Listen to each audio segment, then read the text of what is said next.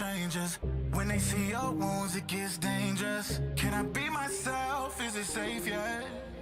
Yeah. Or should I hide my lies and keep on running? Take my chances, all I know, and I smile, but life is misery.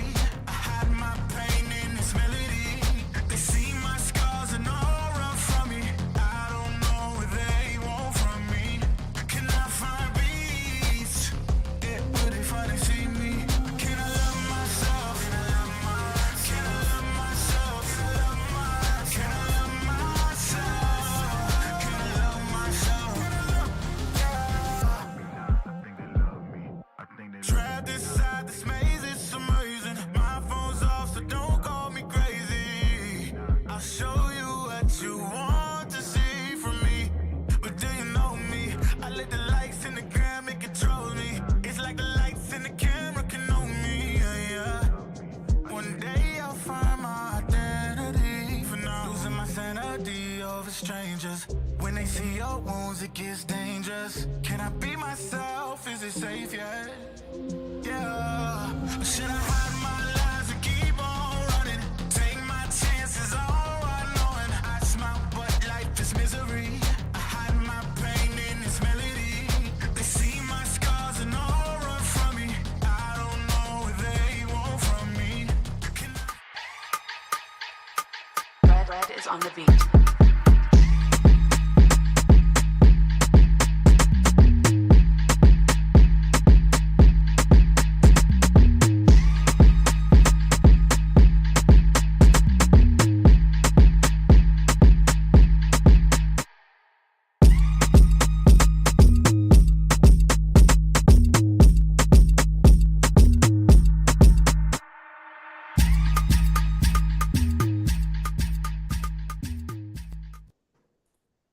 Well, the only thing she's got to offer is them big cans and that peanut butter skin.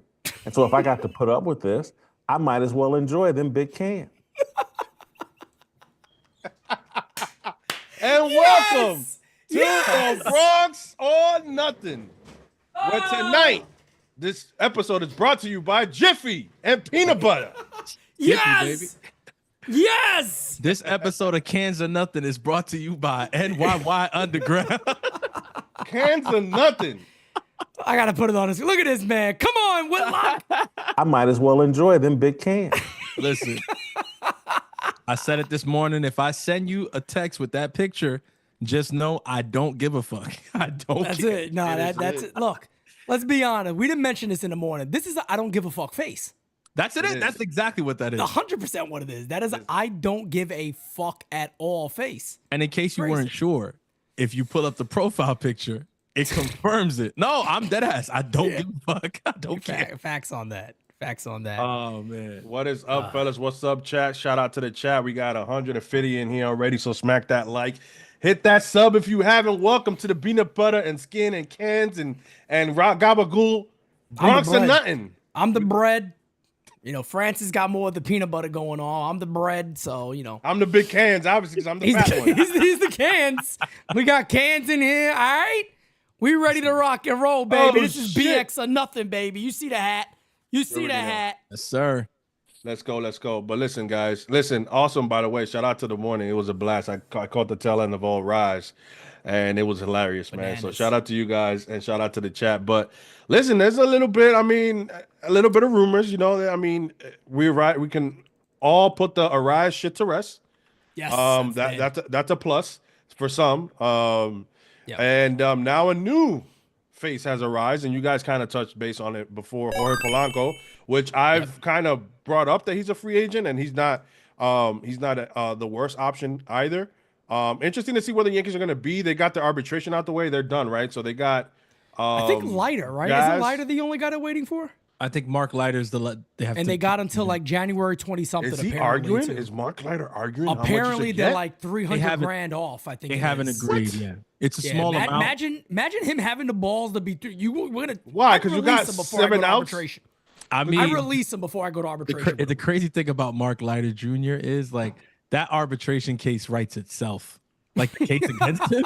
Like it's like my brother. No, let's pull up one page and just show you his stats across the board, and Yeah. I think we'll win this. It's like I would just show like 2 or 3 outings and say, like, I think our case is made. No, Your Honor. It's kind of wild that more. that he's. I mean, I have to be assumed that he's arguing that why? Because he got a couple outs in the playoffs. That doesn't mean. I don't know, man. That's Could kind of be that. wild. It's always, be you know that. what it is with when it gets to like stuff like this though. And again, we were talking about this. I think it might have been the last time the three of us were together. That the players get a bad rap for shit like this, but 90% of the time it's the agents. Yep. The agents come up with these numbers. They're the ones that put the number forth. They're the ones that do the communication. And then you'll see like a player getting dragged on Twitter or whatever, like, yo, this guy wants whatever, like that. It's the agents. They're trying to get every dollar because they get a percentage of every dollar.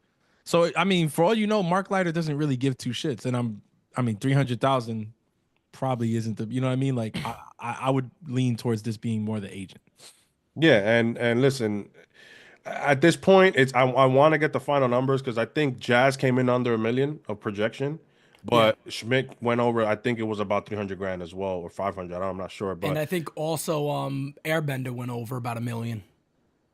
he did. I thought he was I at think he 10, was and they got projected- 8 or 9. I thought he was projected at like 7.7, and he got 8 something. Or I think had so. him I think he was projected at projected 10 at 7.7. or 9. Well, then you had it better than they did. You got a super chat there too. Oh shit! It's the 3 goats on tonight. Oh, I'm gonna come. I might as well enjoy them big cans. Right. You might as well That's the enjoy drop. the three-headed goat.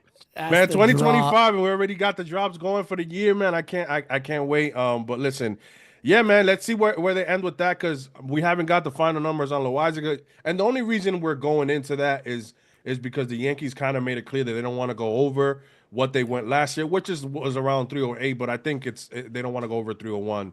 If it's a good spot, I think they would go over 301, but it has to be something that makes sense. So now honestly, we don't know where Tim Hill also is going. If the Yankees maybe have him on hold, like, listen, we don't want to, we want you back. We're going to get you back, but we want to see how much you got to give you or whatever, because Tim Hill hasn't signed with anybody. And we haven't got the numbers on Loaizaga either. So there's a couple of things the Yankees need to iron out. And I know they were just under 2 million or 3 million with that last addition that they had with the projections. So after the projections and all that stuff, it'd be interesting to see where the Yankees are. But I don't know. How much do you think Jorge Polanco makes? Let me see if I can pull up his projection. What do you guys think? He's a tough one though, and the reason why I say he's a tough one, he still hit 16 bombs last year. So I don't think that this is definitely not a guy that's getting 2 or 3 million. I mean, no way. You still got to value that. He did have a down year. He probably had his worst year in the majors last year. He did have knee surgery. He's going to be healthy and ready to go for the start of spring training, so that's good to know. Apparently was nagging him all year, and he finally decided to have the surgery. So I looked into that a little more after All Rise, and it does seem like he is good and ready to go. It looks like he made $12 million last year, according to Scott Wright, who mentioned him very early in the year. Because I had him like a little bit over 5 because he signed that 5-year $25 million deal with the Twins. Well, no, he's talking about what he made last year, $12 million last season.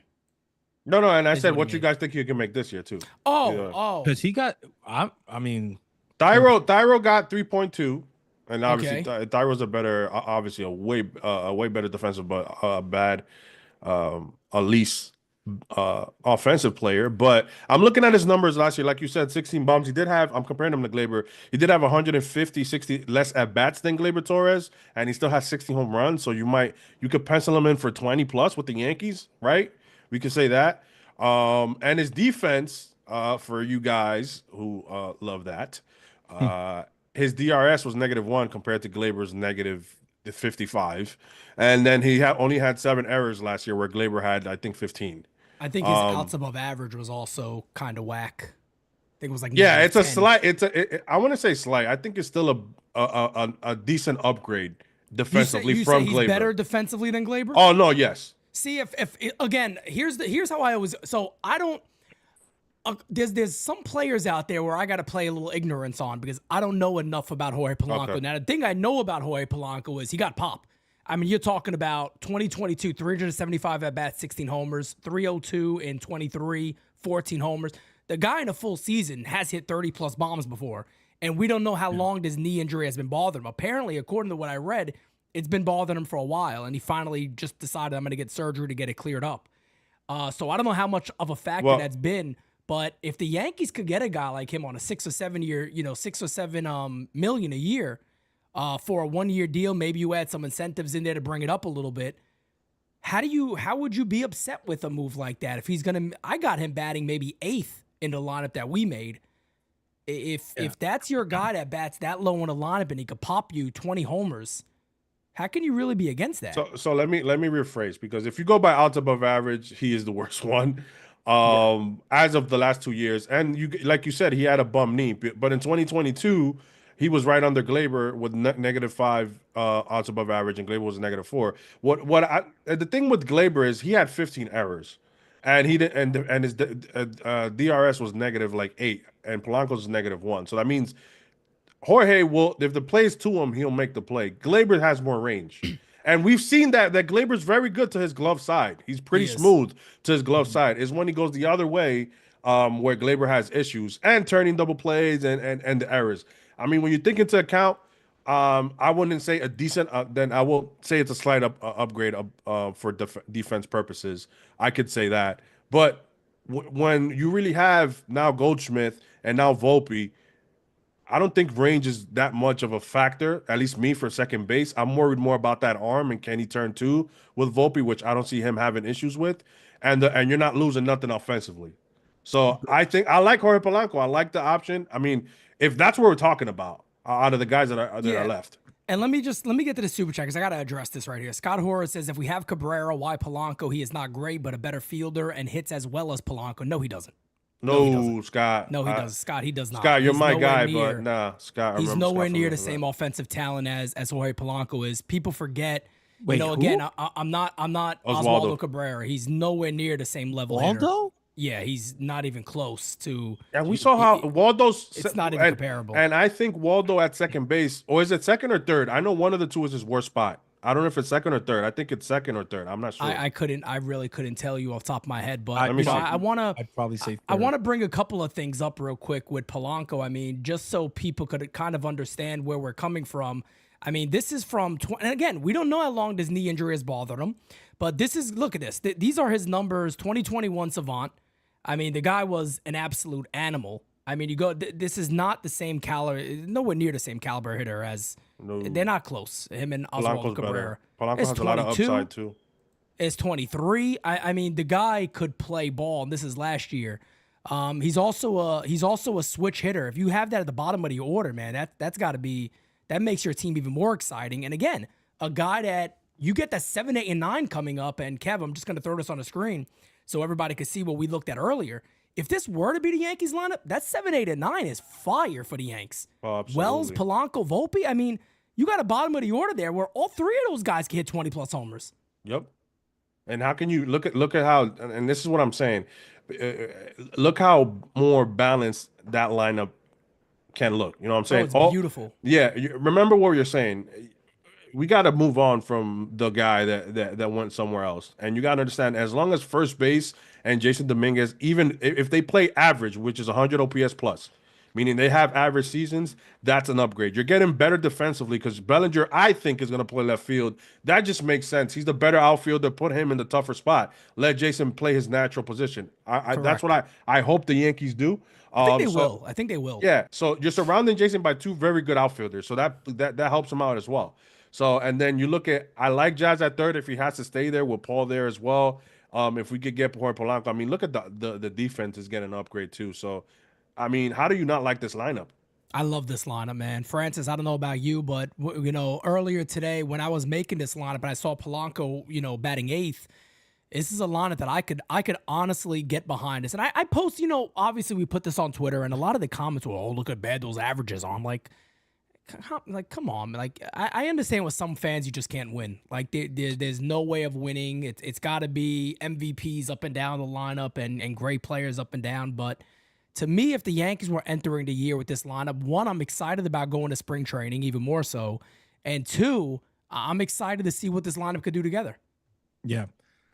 I think the thing when you look at the lineup and you see all those numbers, you have a lot of, fans who, I mean, and kind of rightfully so, they'll look at it and say, well, you're hoping for a bounce back from Goldie, right?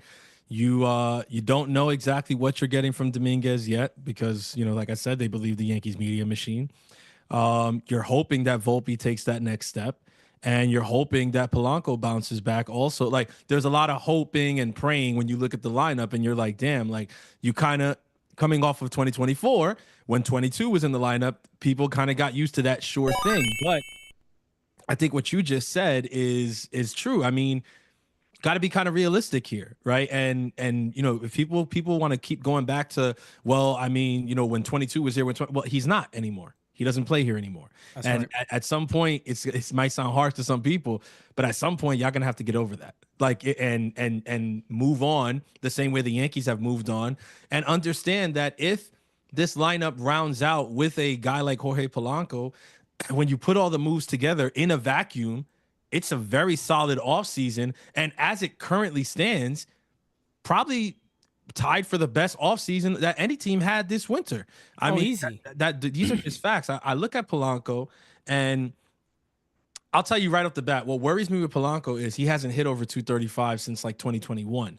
But the pop is He there. hit 255 and 23. 255 and 23 and 22, 235. Oh, 255. Okay, I saw that as 235. Okay, so 2023. that's his last season where he was healthy. The 2 seasons prior to that, he was 235, and then there was the season that I really like. That's why I go back to 2021.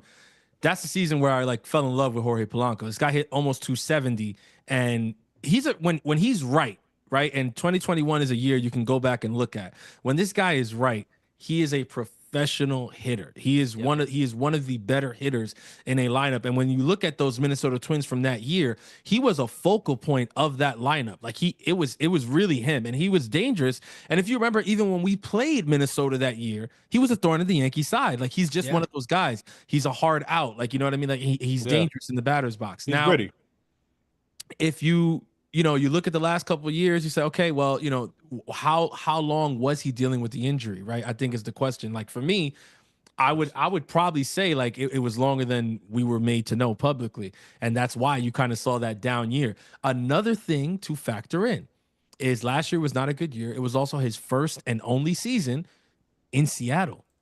Right? See, everybody goes to Seattle and dies. I don't care what anybody says. And that's my point exactly. It's true, bro. That's my everybody point. Look at the Adrian numbers. Beltre went to Seattle and died. The guy's like the guy's a great Hall of Famer. He's a hell of a player. But look at the numbers up and down Seattle's lineup, Pete. Julio Rodriguez didn't have a good year last year. By the way, let me say this. Do you guys know who hit 34 homers over there? Cano. Cal Riley. Cal, big Oh, dumper. Riley, yeah, he's a big beast. dumper. I was talking about that on Space. Shout out to Rich, and he was like, "Wow, that you said that," because I had no idea that he hit 34 homers. Like, the MLB has not marketed. I think he was the most home runs by a catcher this year, and a lot of people didn't even know that because I don't know. I mean, when you play at 10 o'clock in the East Coast, I was gonna say, so with Cal Raleigh, there's a couple of things that go into that. If you really like. You got so all right. Let's call a spade a spade. I'm not even gonna let's not split hairs. With Cal Raleigh, the issue is one, he's boring. Like there's no. It is what it is. Like there's no flair, there's no the dramatic. It's not there, right? He's just under the radar like that. Yeah. Yeah, he flies under the radar a lot of the times. He is a great player, and if you look at the top catchers list that they just put out or whatever, he's up in the top. He's in the top 5. He might be in top 3 if I'm not mistaken. I think they have him over JT Realmuto. Like. Ranking wise, like when experts are ranking catchers and stuff, he does get his respect there. But in terms of like marketing, you just made the point, Kev. When you're playing every night at 10 o'clock on the East Coast, not a lot of people are seeing you. On top of that, if you're not showboating, bat flipping, flair, it's not there. The last time that I really saw him getting coverage is when he hit that home run late in the season to really send Seattle back to the playoffs and all of that. Like that's the last time because he was that guy for them. But yeah, he's not a player that's easy to market. That's what happens when you go to Seattle, man. It's true. And I want to read this. This is about the knee injury. Got a couple of super chats to get to here. And thank you to Replay Op. He gifted 5 memberships, baby. Amazing. So if you just got a membership, join us in the Discord. Cruise Control says, I would get Polanco, tremendous upside, then DJ LeGround out is out of the lineup. World Series on. Wells, Martian, full years with awesome pitching will do the job. But before we go any further here and have more conversations about Polanco, I want to read this. So they say, this is an ESPN article when he got his knee surgery. He struggled with knee pain in recent years. While it grew more problematic through the 2024 season, Polanco tried to play through it and saw his offensive output crater. It affected Polanco particularly from the left side of the plate where he hit 198 and OPS more than 150 points below his career average entering the season. All right, then it also adds in, where's it at? This is a good one here. The surgery performed Thursday by Dr. Dan Cooper, the Dallas Cowboys orthopedist, who specializes in knee procedures, should also help Polanco's lateral movement on defense. Yeah. So again, it is something he's apparently dealt with for a couple of years, and then last year he tried to play through it with it being the worst, and now he's gotten the surgery. So who knows what that bounce back is going to look like? He's 31 years old. And this is the thing. But Pete, he's 31, yes, and you're not gonna lock him in for 3-4 years. This is gonna be a 1 year, maybe a club option, maybe for a year or two on incentives or whatever the case may be. So I don't see the negativity with it. You're basically getting a guy who's slightly better than Gleyber in defense and can supply the same offense or similar offense output as Gleyber Torres. I think more pop. 2 years. I give him more pop. Well, that's what I'm saying. So I'm okay with a 2-year deal for him. there's nothing wrong with that. It's not like you're stuck. It's not like he's DJ LeMahieu. This is not what we're saying. DJ's 34, 35. This kid's 31. He can still have a bounce back year. And if one of the 2 years work out where he's his old self, where he's 120, 125 OPS plus, and the other one he's 95, 93 like the year last year, that's not horrible either. We just had, I went and looked at, for those who said Oswaldo, he had an 83 OPS plus, 8 home runs in 300 at-bats, and Polanco gave you 16 bombs and 400 at-bats. So an extra 100 at-bats, he gave you 8 more home runs. That's right. So I mean, I love Waldo, but I think we can say that my guy Waldo is a utility player, and he's there to be the guy that covers people's days off and to lend a hand when the Yankees need one when somebody's down. And I'm not knocking Oswaldo Cabrera, but I think I said this a couple of days ago. If there's been rumors about the Yankees maybe looking or teams interested in trading for him, I'm sorry, but I wouldn't be mad if the Yankees traded Oswaldo Cabrera. Maybe they got a decent lefty reliever they feel like they can make a nice swap, somebody they can really work with, and then Peraza becomes where Cabrera was. I have no interest. I have no problem with the Yankees doing that. For people that really have like a serious issue with, I don't get it. I don't comprehend it. It doesn't make sense to me. No, it's the same thing that happens with plenty of players in Yankees land. People get emotionally attached to a guy because he's such a good guy. He's great with fans. He's fun. He's a fun player. And, we start this emotional connection and then forget that at the end of the day, it's a business. And I mean, if I'm the Yankees and teams are calling about Oswaldo Cabrera, look, love the guy. And I do think he's fun. And I love that he's a great guy with fans and stuff like that. But if there's a deal to be made, I make the deal. I mean, I'm sorry. Of course. That's my thing. I'm a little confused by that when you got, look, and the thing is too, that the Yankees could be thinking is, look, Peraza's out of options. So if we could just fill him in and say, hey, look, this is going to be your role this year, excel in it. And you never know what happens. I think that's one of the best things they could do for a kid like him. And it makes sense. Got a super chat here from Kyle Malay. Sorry, I post other teams transactions on Discord. Oh, bro, they're joking with you, fam. You're Malay, you're going way too far with that. The Discord is kidding with you, man. Everybody posts stuff like that. There's certain things we don't want posted in there. But yeah, if you're talking baseball, bro, you could talk baseball all you want. That's what it's there for. I was gonna say, when you look at moving him and possibly giving that role to Peraza, there's also guys like Vivas who you can, it's not necessarily even just handing the role over to Peraza, but it kind of opens up the opportunity for you to create that competition. And we say this all the time. I think competition brings the best out in these guys. They are professional athletes. That's what you want. And I think opening a role there and telling these kids, hey, we do have a spot on the bench, and it's up to you guys to see who wants it more, who shows us more. But the last thing I'll say, too, with Polanco is I think for him, ideally, he probably signs a 1-year deal because he probably wants to get a multi-year contract, and he only probably has one more shot at that. He's 31. If he plays this season, I think he finishes, he'll be 32. At age 32, he can probably net himself a 3-4 year deal, which would be like his most lucrative contract probably of his career, and then that's it. So if he only really has one more crack at it, I think that's what kind of really endears me to him, is that you sign him on a 1-year deal. For you, there's no risk, and for him, it's a prove it deal. So this is not a guy who's going to not give his all. He's going to give his all because he's fighting for basically the only big contract that he might sign in his career, unless you consider that 5-year, $25 million thing, which was more like an extension and buyout of his arbitration. He's actually looking for his one contract that he's only going to get once. Yeah, and guys, again, when it comes to free agency, unless the Yankees and the only way I can say that we can get maybe spicy, like I like to say, and speak on possible trades is if the Yankees get Roki, and then you can trade an arm like Clark or something like that. So now at that point you can go ahead and start cooking trades. But right now, the way it seems, what I'm looking at is that the Yankees not going to do Hassan Kim because he wants 3 to 4 years. The injury history scares with me. I get he has a lot of upside, but I don't know. I don't think the Yankees are going to go for Hassan Kim. The only guy I can see here, and you guys are going to be surprised, but again, he just turned 35, is maybe we steal somebody from the other side and bring Mr. Oh My God to the Yankees and play second base. Iglesias. Jose Iglesias. Wouldn't be a terrible idea. No, and now you're really making an upgrade defensively, and he's a hitter for the guys who like to rise. Didn't he? 330. Yeah, So he hit 330. You could put him in leadoff. So I mean, if that's what you're looking for, then the Yankees have those two options. Is what I'm really seeing. Or, I mean, again, you mentioned Moncada. If he's willing to take a real cheap deal to be a show up at spring training and go from there, why not? But look at Jose Iglesias' spread. Yes, we're not looking at home runs for him. He's a guy who hit 330 with a really good glove, who can play second and third, so he can help the Yankees that way. So he can either play third for the Yankees, or he could play second wherever the Yankees feel. And honestly, that would really improve the infield defensively, and then you have offensively a guy who really puts the ball in play, like some of you guys want. Which I think the Yankees need a little bit of balance in the lineup. That makes a lot of sense, actually. As Rocket Man says, one third baseman nobody talks about as a trade is Brian Hayes.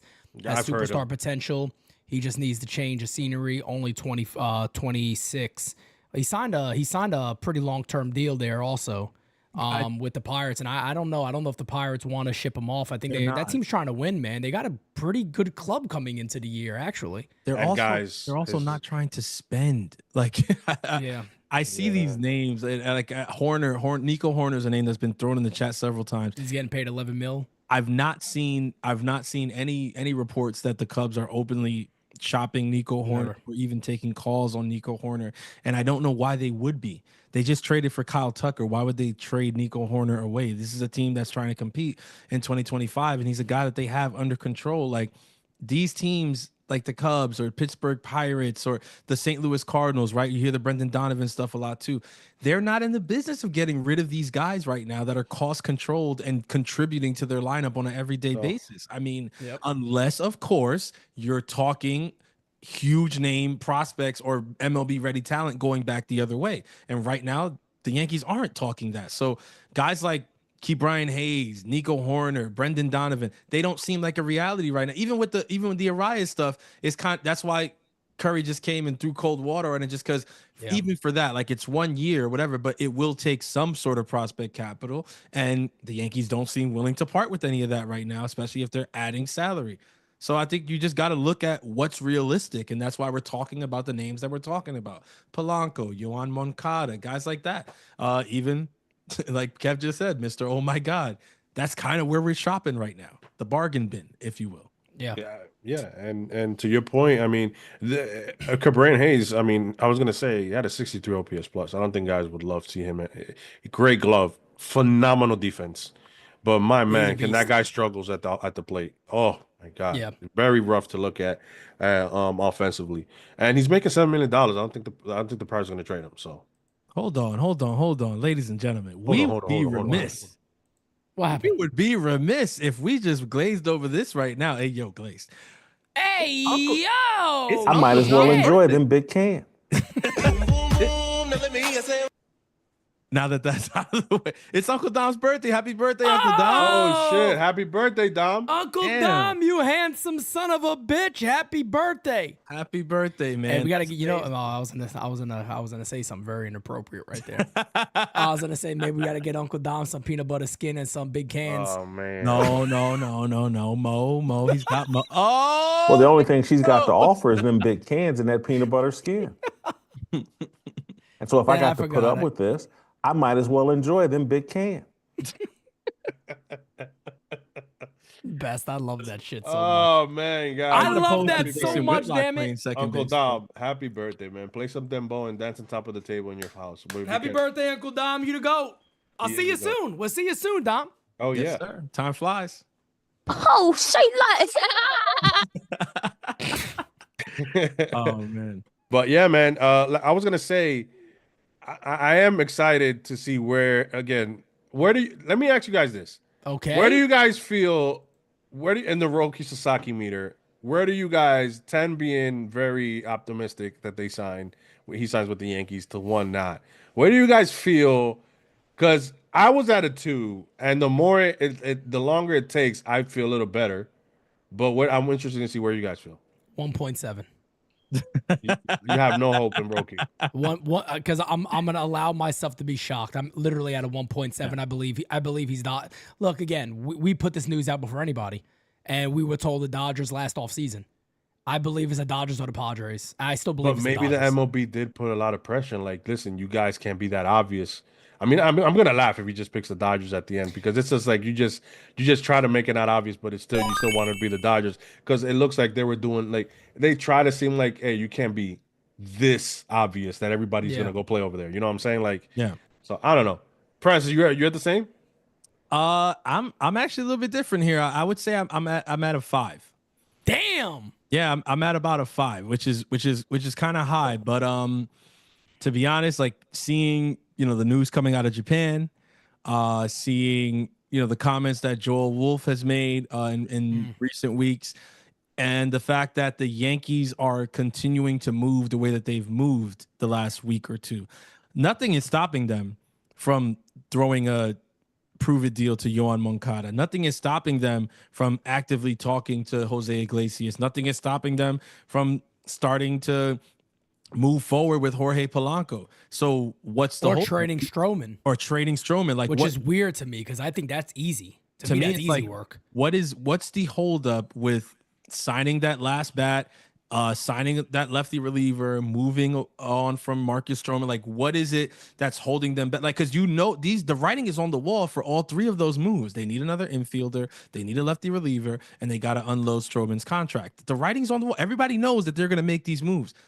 The fact that they haven't done it leads me to believe that they are kind of waiting for the other shoe to drop. And I think that if they were given the impression that there was just no shot or anything like that, you would have already seen the pivot, just so that they can kind of like get moving and start thinking about February and pitchers and catchers and all that stuff. And they haven't. So I'm at a 5. That's not particularly high. It's not like a 7, 8 or whatever, but it's like, yeah, I really feel like it can go either way. And that's actually kind of positive because like Pete said, where we were last year, I was like at a 1. I was like, nah, he's not. There's no way. And the thing is, like I said, I mean, look, if somebody were to ask me, well, who do you think the finalists are? I would honestly say the Dodgers, Padres, and Yankees.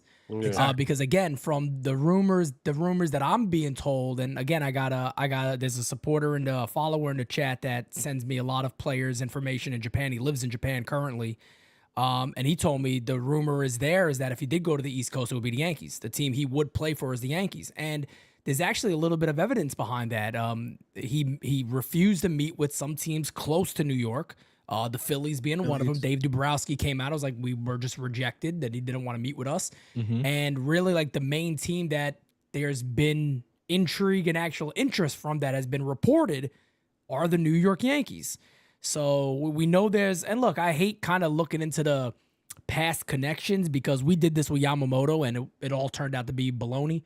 Because there was the Masahiro Tanaka was his favorite player growing up. And then he's very, very close with Yu Darvish. And, of course, the Dodgers have this great thing going on right now for Japanese players. So it's hard to kind of pinpoint it, but yeah, look, the reason why I'm sitting at like a 1.5 is I have that feeling that it's just like the Yankees are involved and maybe there's a shot, but I feel like the mind has been made up or this decision has been long made and he'll be on the West Coast. Now, the other reason is too, I really want to allow myself to be overly shocked.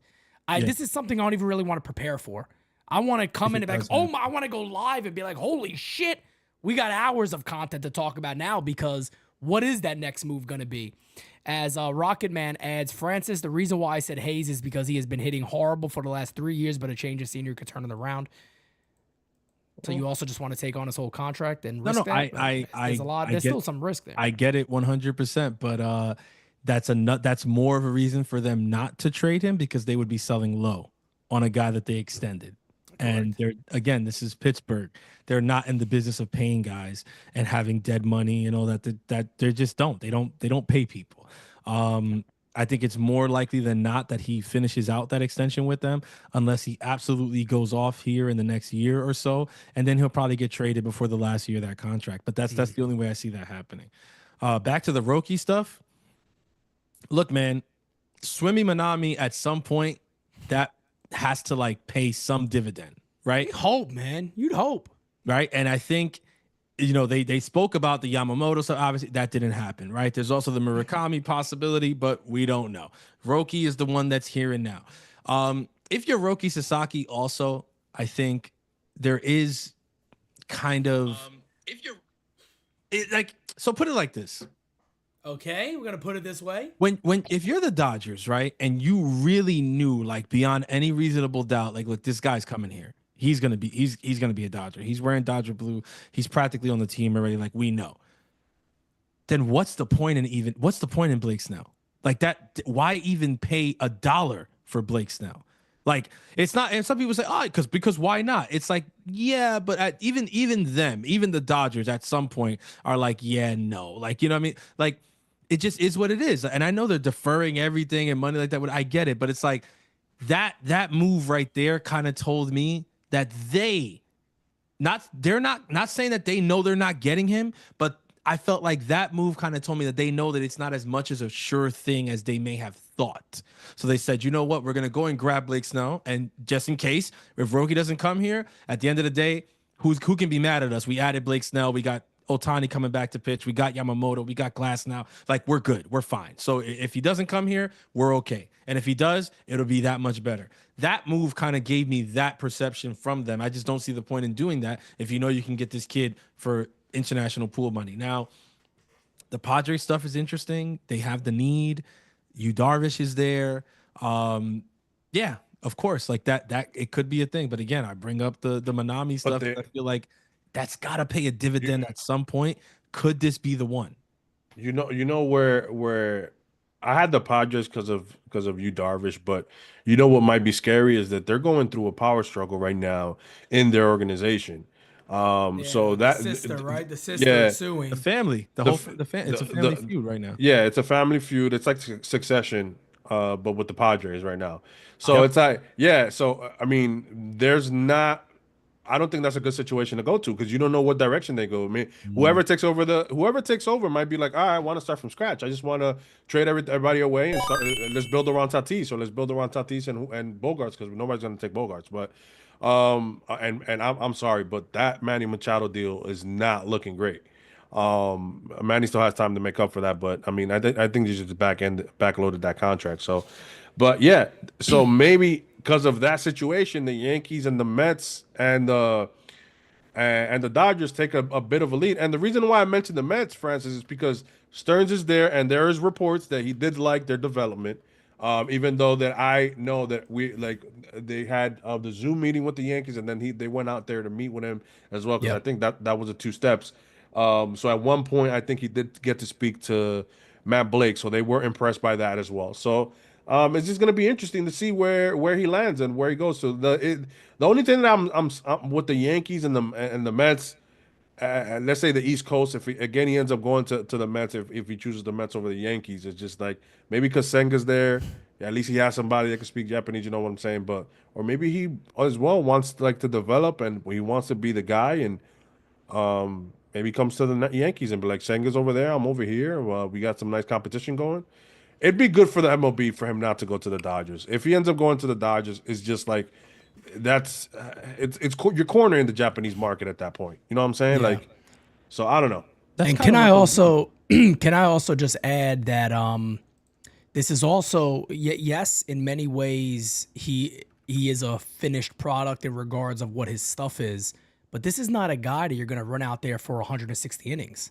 He's not doing that immediately. He's only thrown 120 plus, I think, twice in the last 3 years, and 129, I think, is the most he's ever thrown. And his K numbers went down quite a bit last year. I don't know if there's anything to look into that, but they definitely went down to previous years, which he was, 13 per 9 and some crazy ass numbers to about 10 per 9, which is still phenomenal.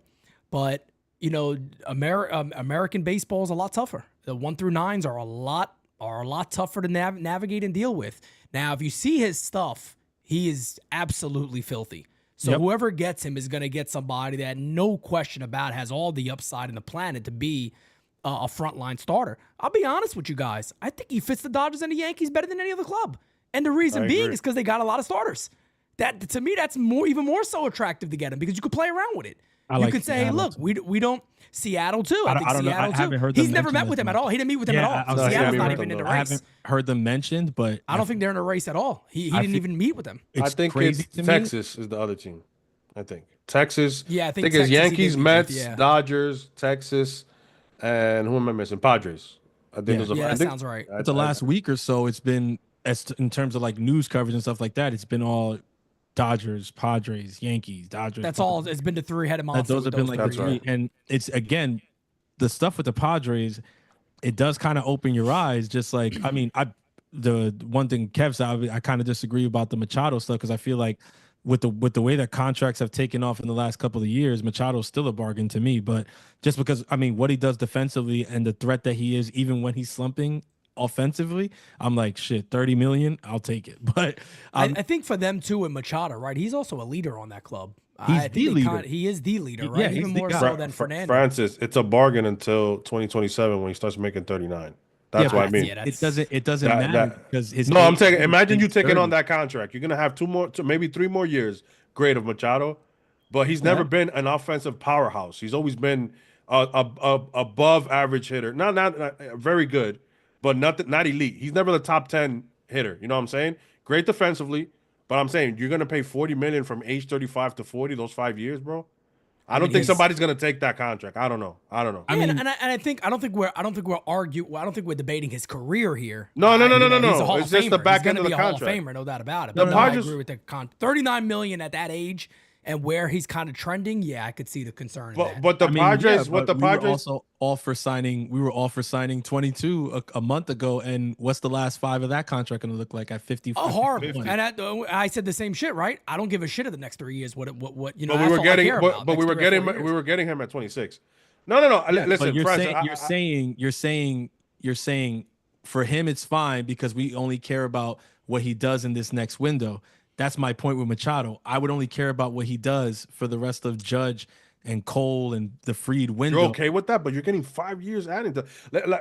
All I'm saying is, I don't think the Yankees get him. You're looking at the actual number versus the AAV number. And when you're talking about big market teams, Yankees, Dodgers, Padres, Boston, New York Mets, like the actual contract number doesn't matter as much as the AAV number, the luxury tax number. And his luxury tax number is still very flexible when you look at some of those bloated luxury tax numbers that are out there right now. I don't know why I heard bloated when you said that. Bruv. Because you watch too much British TV. That's why. The British TV, bruv. Look, what I'm saying is when they re-signed him when he was age 30, look, his first 3 years are 17 million, which is great. And this 2026 is 25 million. I think they went for a pocket, and the Padres are smart. They've been very competitive for these last couple of years with him. So when you look at the totality of the contract, I'm not saying it's a bad contract. I'm just saying if you want to offload Machado after he's 33, 34, it's going to be rough because he's going to be making 40 mil. That's what I'm saying, and I'm not a tough contract to offload. Yeah, that's what I'm saying. I'm not saying that it's a bad It's contract. unfortunately one of those where you'll almost have to accept that as a money dump. Yeah, no, Yeah. And that's definitely not something that I wouldn't with his talent. I wouldn't. I would when they keep him. signed him, you got to remember. I mean, God rest his soul, Peter Seidler.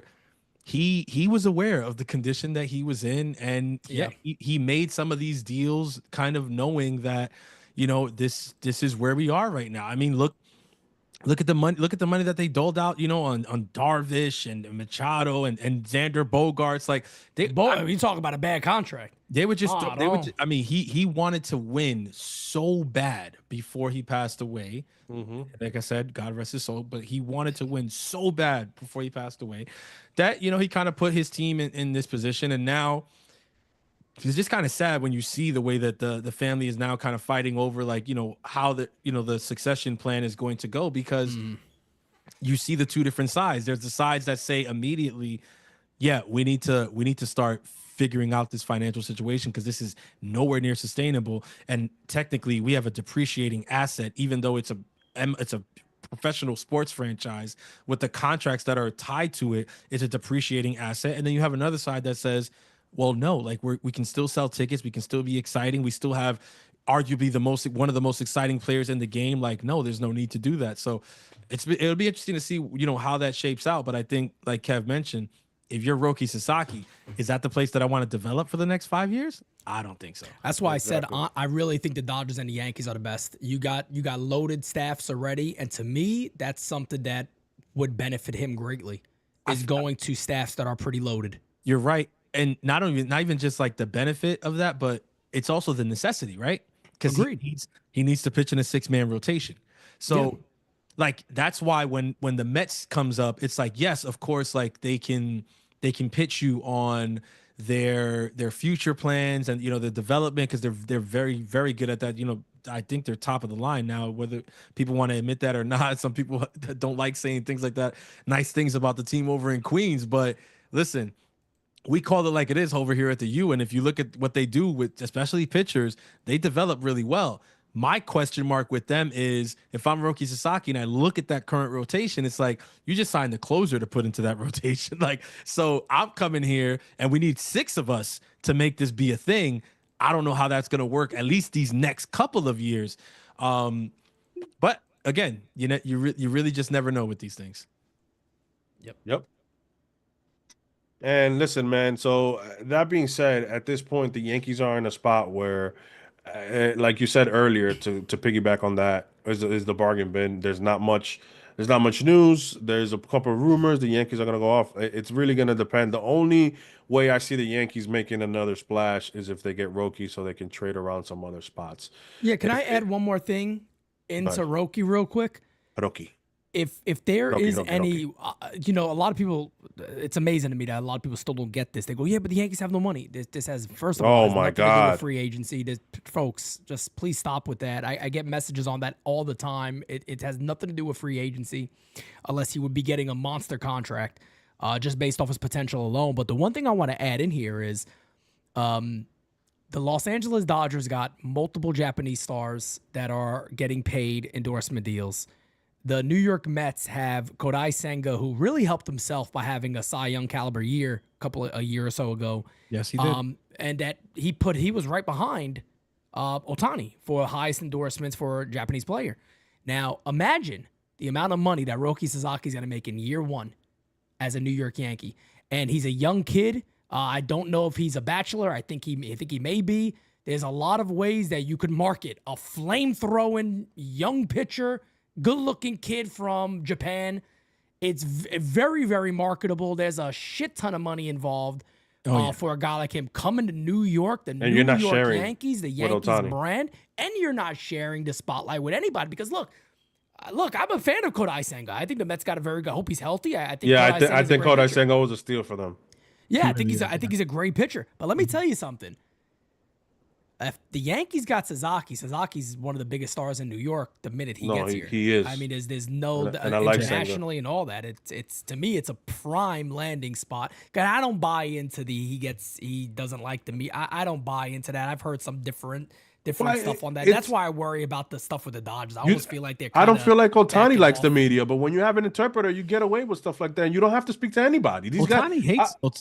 Yeah, like they get away with not speaking to the media all the time. I don't buy into it. I don't buy into it. If that's the case, then brother, you should be ready to lock and be loaded with the Kansas City Royals. Go to Detroit. That's a great spot for you. There you go. I mean, Detroit's a playoff team. You put you in that. That's a hell of a spot to be.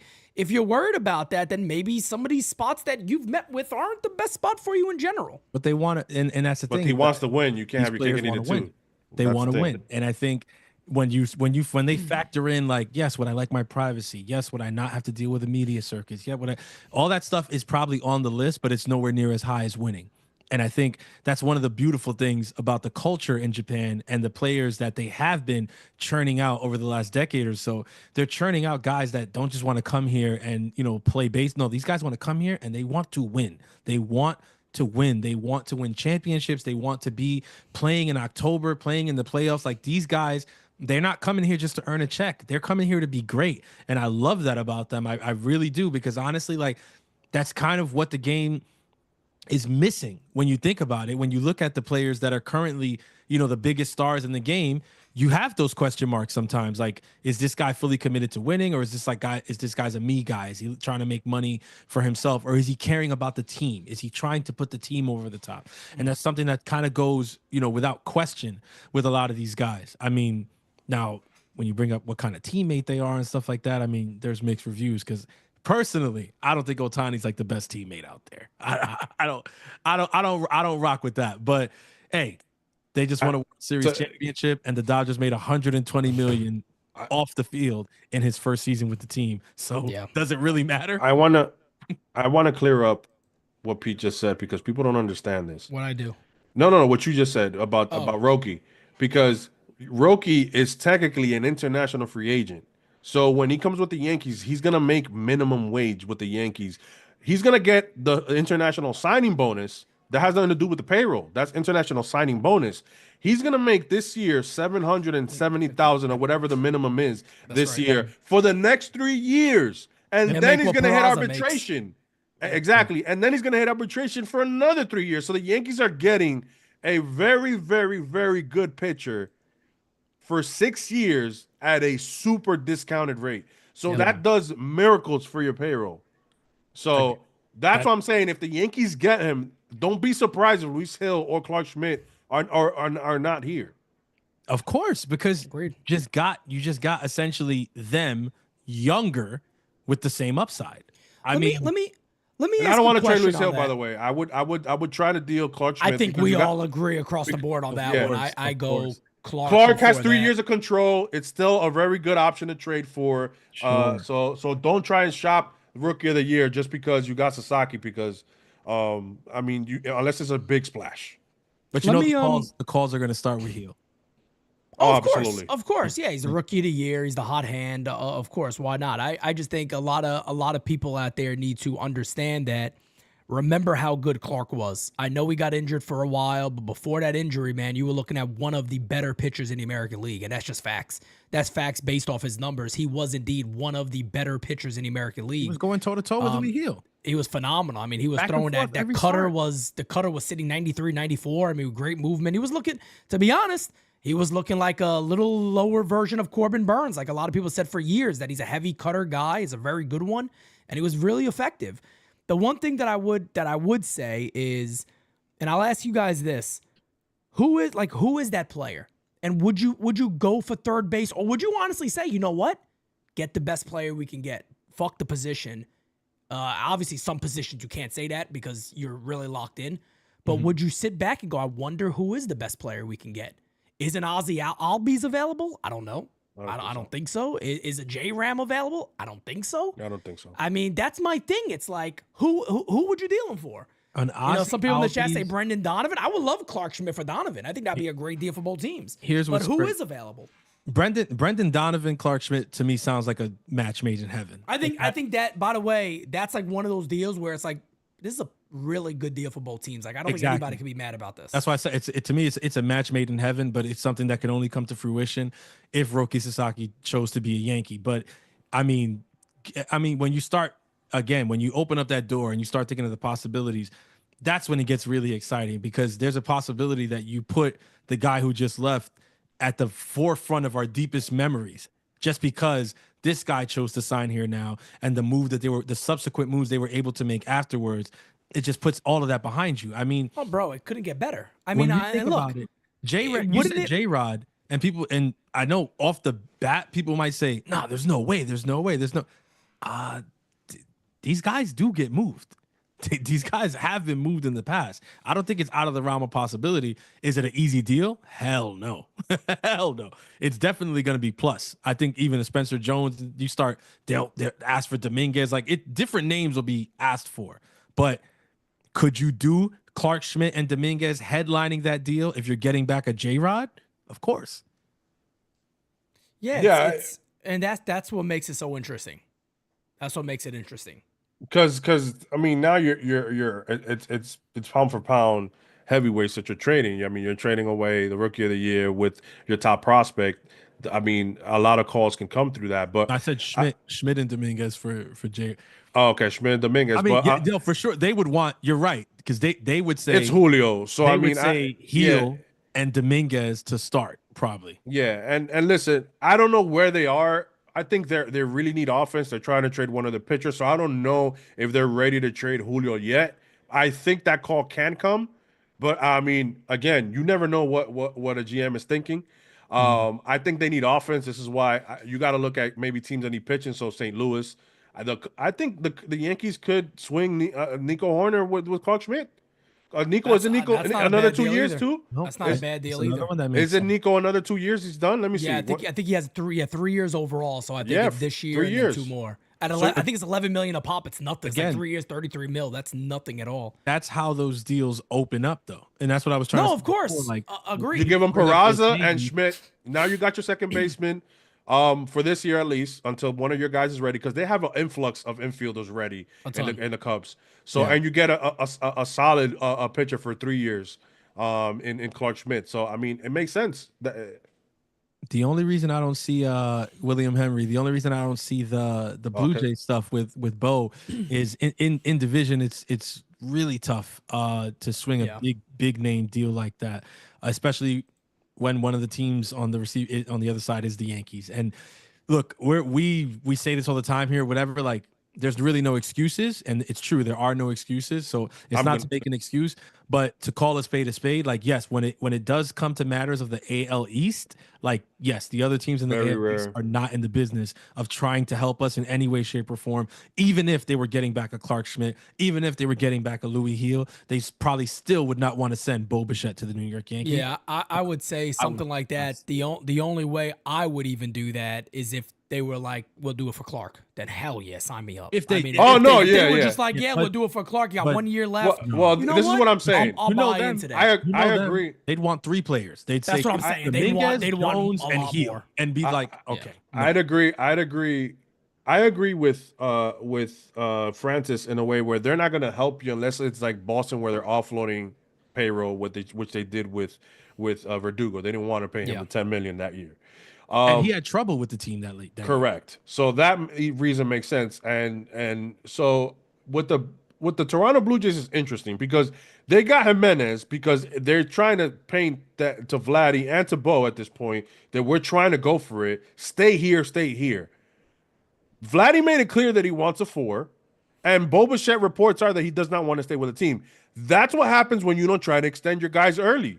Correct. So you don't try to extend your guys early. Now you had to pick one. I don't know why the Toronto Blue Jays decided to wait for both of them. And now don't tell me that after you saw what happened with the Angels, you're going to let Vladimir Guerrero and Bo Bichette walk this year without trading him.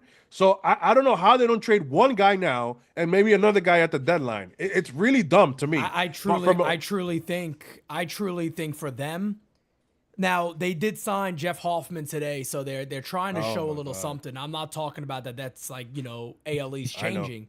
But what I'm saying is I think for them, what could be the sexy idea is that we're going to be the team that everybody's looking at the deadline. We can literally open up and almost do a complete, because teams may not be as desperate right now. They may say, look, we won't make that deal. But at the deadline, they might. At the deadline, even though it's half a year, at the deadline, they might. We've seen deadline deals for half a year players include multiple top prospects. Mm-hmm. So it's not uncommon where the Blue Jays may say, let's see what we are. Let's see where we are at that time. And if not, we put the beam in the sky and go, hey, we're open for business. Who needs one of the best first basemen in baseball than a young guy like Bichette who could put up phenomenal numbers? And let's be real. I think Bichette could play third base.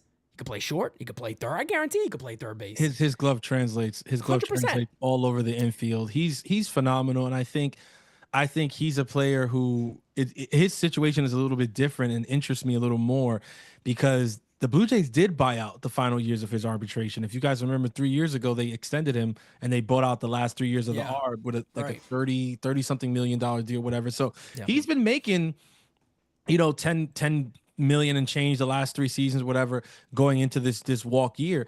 But the reports are that he doesn't want to stay there. And I think that it's not as much tied to money for Bo. I think it's more that he's not in line with the moves that they've made to like improve the team and be competitive.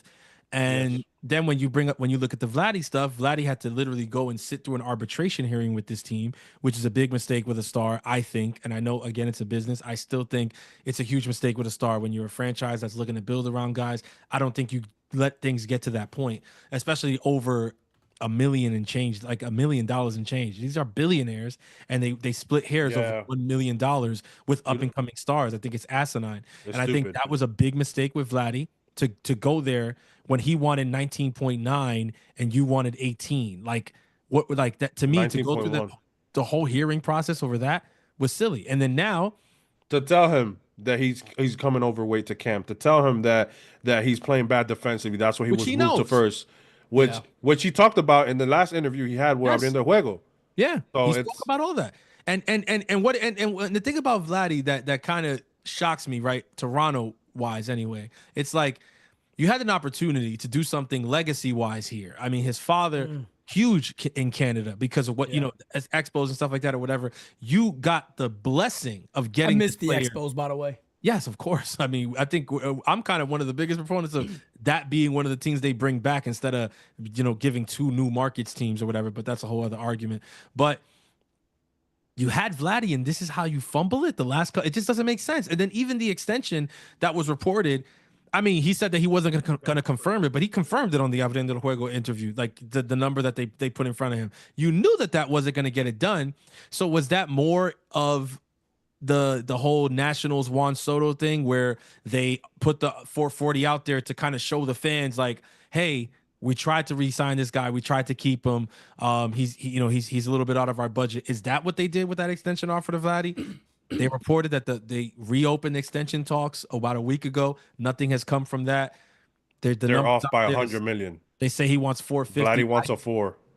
I think that if he doesn't get the extension signed with them before the season, he's gone. If he goes, he's go. I think he wants what? What does he want? 450.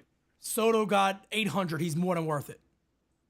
Pete, there's a world he's more than fucking worth it. There's a world where he's getting over 500 now. If he hits 320 this year with 30 plus bombs, he's getting over 500. He's getting over 500. He's gonna be the same. He's gonna be what? What he's gonna be 26, 27, I think. 27 years old. Yeah, he's getting there. If he has a good season in his walk year, he's getting over 500. He's getting over 5. That's a lot of freaking money. There's no doubt about it. I mean, this is a really good player. The only thing that I could see like puncturing his market, right? And again, this is where Pete Alonso holds some cards, right? If that sweetheart deal that he put on the table for Queens today does go through, and that is how is it not picked up already? How is that not announced today? That's nuts. I'm telling. Here's my thing, and this is why because I don't get the sweetheart deal. I don't understand. What did he do? What did he offer? And I've never seen an agency offer the team something. That's wild. He put a 3 because he well, I think so. First and foremost, I think the clearest thing here is that Pete Alonso doesn't want to leave the Mets. He never wanted to leave the Mets. Yeah, he's very comfortable there. He's very comfortable being that guy in Queens. Like that's his home, and I think he wants to be there. He played the Boris game, I think, for as long as he could, but we're in mid-January now, and I think the anxiety's kicking in. And he's like, I want to be a Met. Like I don't want to. Like I'm done. So they gave them a 3-year offer, apparently with opt-outs after every year. I think the opt-outs are in the favor of the player.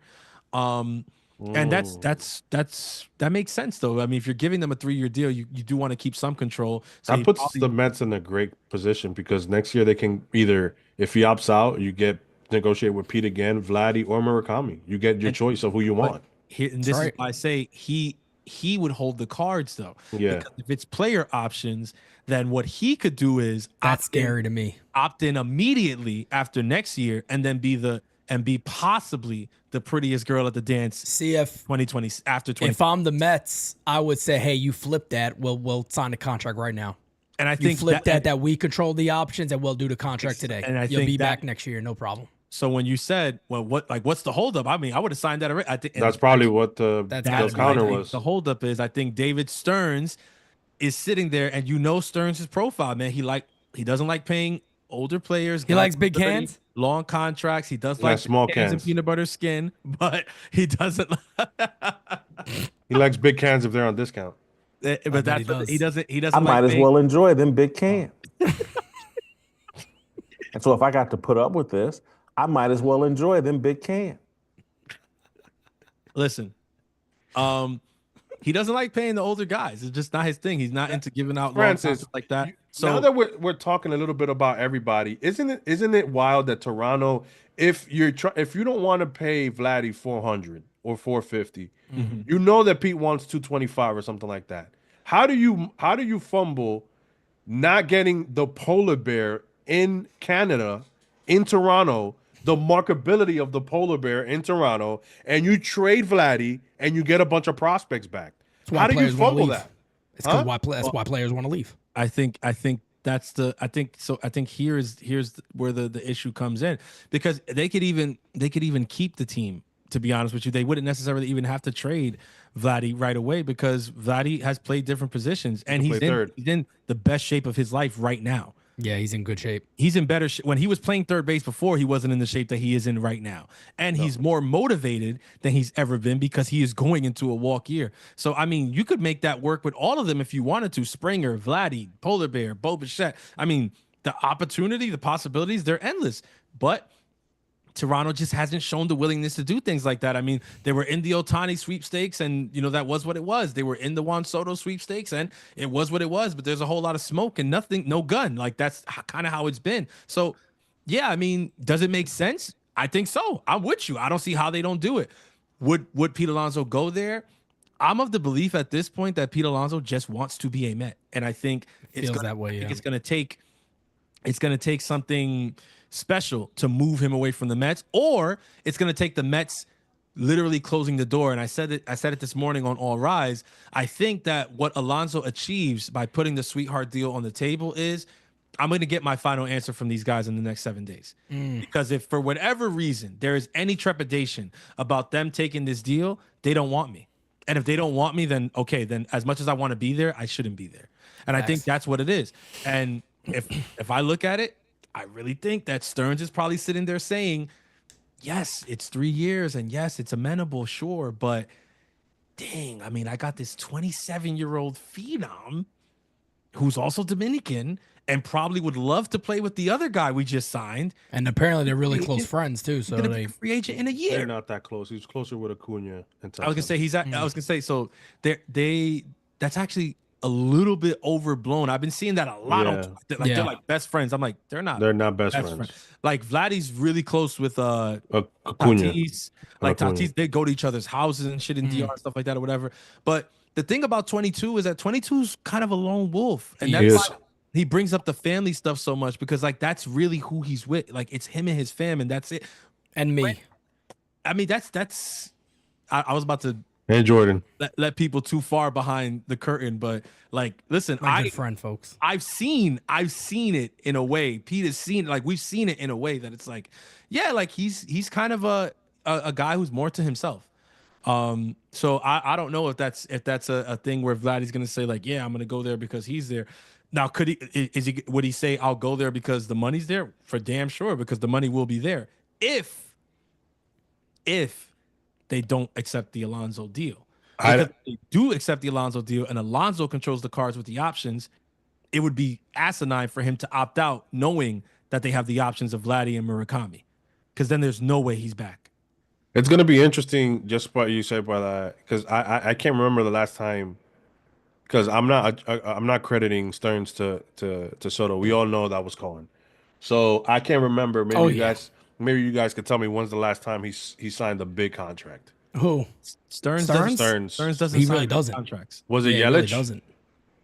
Yeah, Maybe. probably Yelich. Would I think be it's the Yelich. last one I remember. Yeah, But Yelly, if you go back, Yelly again was an Was owner trade? No, it was an owner. Was owner. It was an owner thing.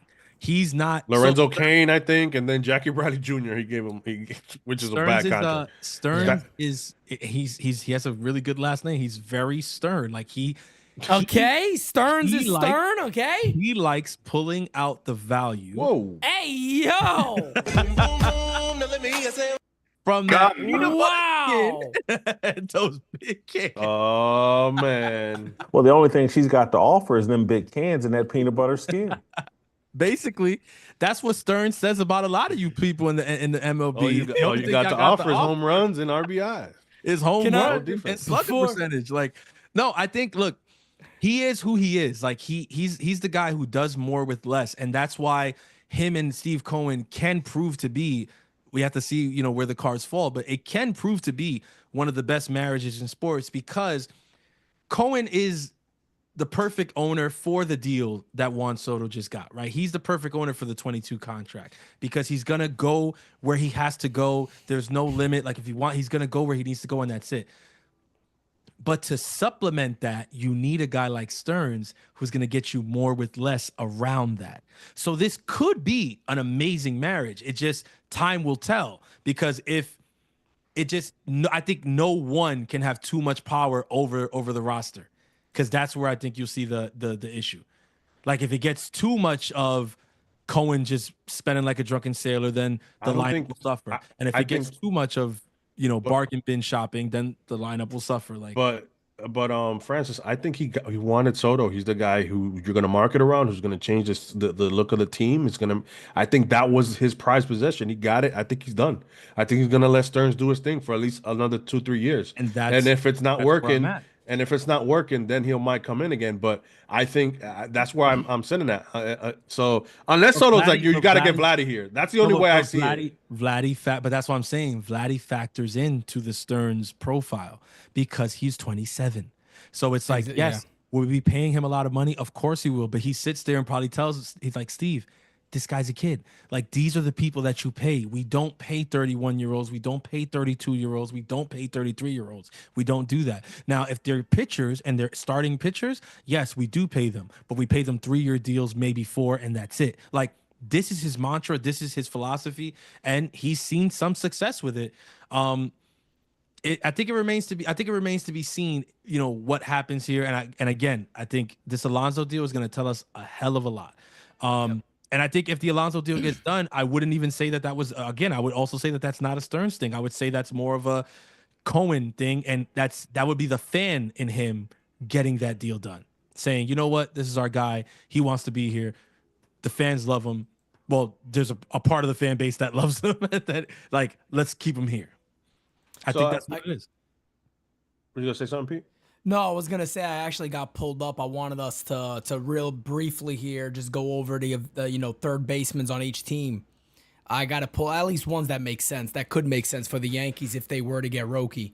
I just want to get your guys' take on them. Oh boy, first one I see here, Ryan McMahon. I think could make a bit of sense for the Yankees. I don't know if the Yankees would do Clark for him, but I could see that. I would definitely do Clark for Ryan. I was going to say Ryan Come. That's messed up. Hey, yo. Just try to Michael Garcia, Kansas City. Yeah, he talked to him and Jazz. A little shit talking over there earlier. DJ LeMahieu was the next name that popped up. Volpe don't like him. So how are they gonna play? Nah, Volpe was hot. I got a great one for us. Anthony Rendon. Don't you dare! Imagine, Lord have mercy. Don't you dare! Matt Vierling is a guy that some people talked about. I could actually see the Yankees maybe making a move. It depends too if they get Bregman. Maybe that'll make sense. Josh Smith is another one, former Yankee farmhand, traded into Joey Gallo deal. I don't think they'll deal him. Third base for the Cubs, really nobody there. The Dodgers, Max Muncy for the Dodgers. Man, I think there's a world where you can get that done. Without Schmidt, yeah. What about this is interesting. You guys obviously talk to more Mets people than I do. What's going on with Brett Beatty? No. I'm legitimately just asking. Is he hasn't lived up to his potential, obviously. No. It seems like, and obviously I don't see there's no fit there because the Yankees got a lot of young infielders coming up. Yeah, I don't. I was gonna say I think we're in similar positions in that regard. Like the same way he's kind of like blocked there. I don't see. He's like Peraza. He's like over there. He's like Peraza with us. He's become When he like came up, yeah. when he came up, his defense is there, but his offense is just nowhere near what people expect. And he was treated. He was fucked up. He was fucked over by Buck. Buck was playing him sporadically and wasn't giving him consistent at bats. Kind of what we did with Peraza. So Exactly. he's in a tough spot, and I don't think the Yankees would trade Schmidt to get a guy that's not MLB ready. I think out of all the names you said, Ryan and McMahon, even though he does have always around 12, 15 errors a year, which I don't like, but the range is insane and stuff like that. The other metrics are good besides his errors, but I got a couple of more too. The Phillies got a couple of players that I actually like. I know Bohm. They're Alec shopping Bohm Bohm. is one, but the other one that I've been a fan of for a while, Yankees tried to get him actually. Edmundo Sosa is a name that I like. Could be under the radar type move. Good player, plays third, plays short, could play second. Now would it that wouldn't take a Clark though? I don't. No, not at all. Oh, not okay, at all. okay, yeah, not yeah. at all. No. Bohm would. Alec Bohm, I think, would definitely take a Clark Schmidt type but deal. then maybe they can trade Will Warren. They can trade another Exactly. guy that they don't. Exactly. You know what I'm saying? So maybe there. And listen, I'm not saying that Will Warren's the next big thing, but if let's say Will Warren is there for if one of the guys goes down in a 10 or 15 IL, Will Warren's gonna make two starts, or Zach Messenger. Those are the two guys of the Yankees that are gonna make spot starts unless they pick up guys from Food Bazaar like they normally do sometimes during the year. So And then really the only other name on here, again, we talked about him, Jose Ramirez. I don't necessarily see that being a real possibility. Got a great contract. I don't see him doing that. Cleveland can't. They can't do that. That's the face of their. Yeah, that's the face of their. They sent Naylor away too, so it's like they can't at this point. I like Edmundo though. That's a low key move. He has Mundo, nice bat. It's a nice bat. What's and Correa? they're very good defensively. What's Sosa's Correa's good, AA man. What's Correa's AAV? 20 this year. I think maybe 27, but I could be wrong on that. I think it goes up Edmundo? every year. No. Correa. Carlos Correa is what Francis brought up. Royce Lewis would have. I was gonna mention Royce Lewis, but that ain't happening.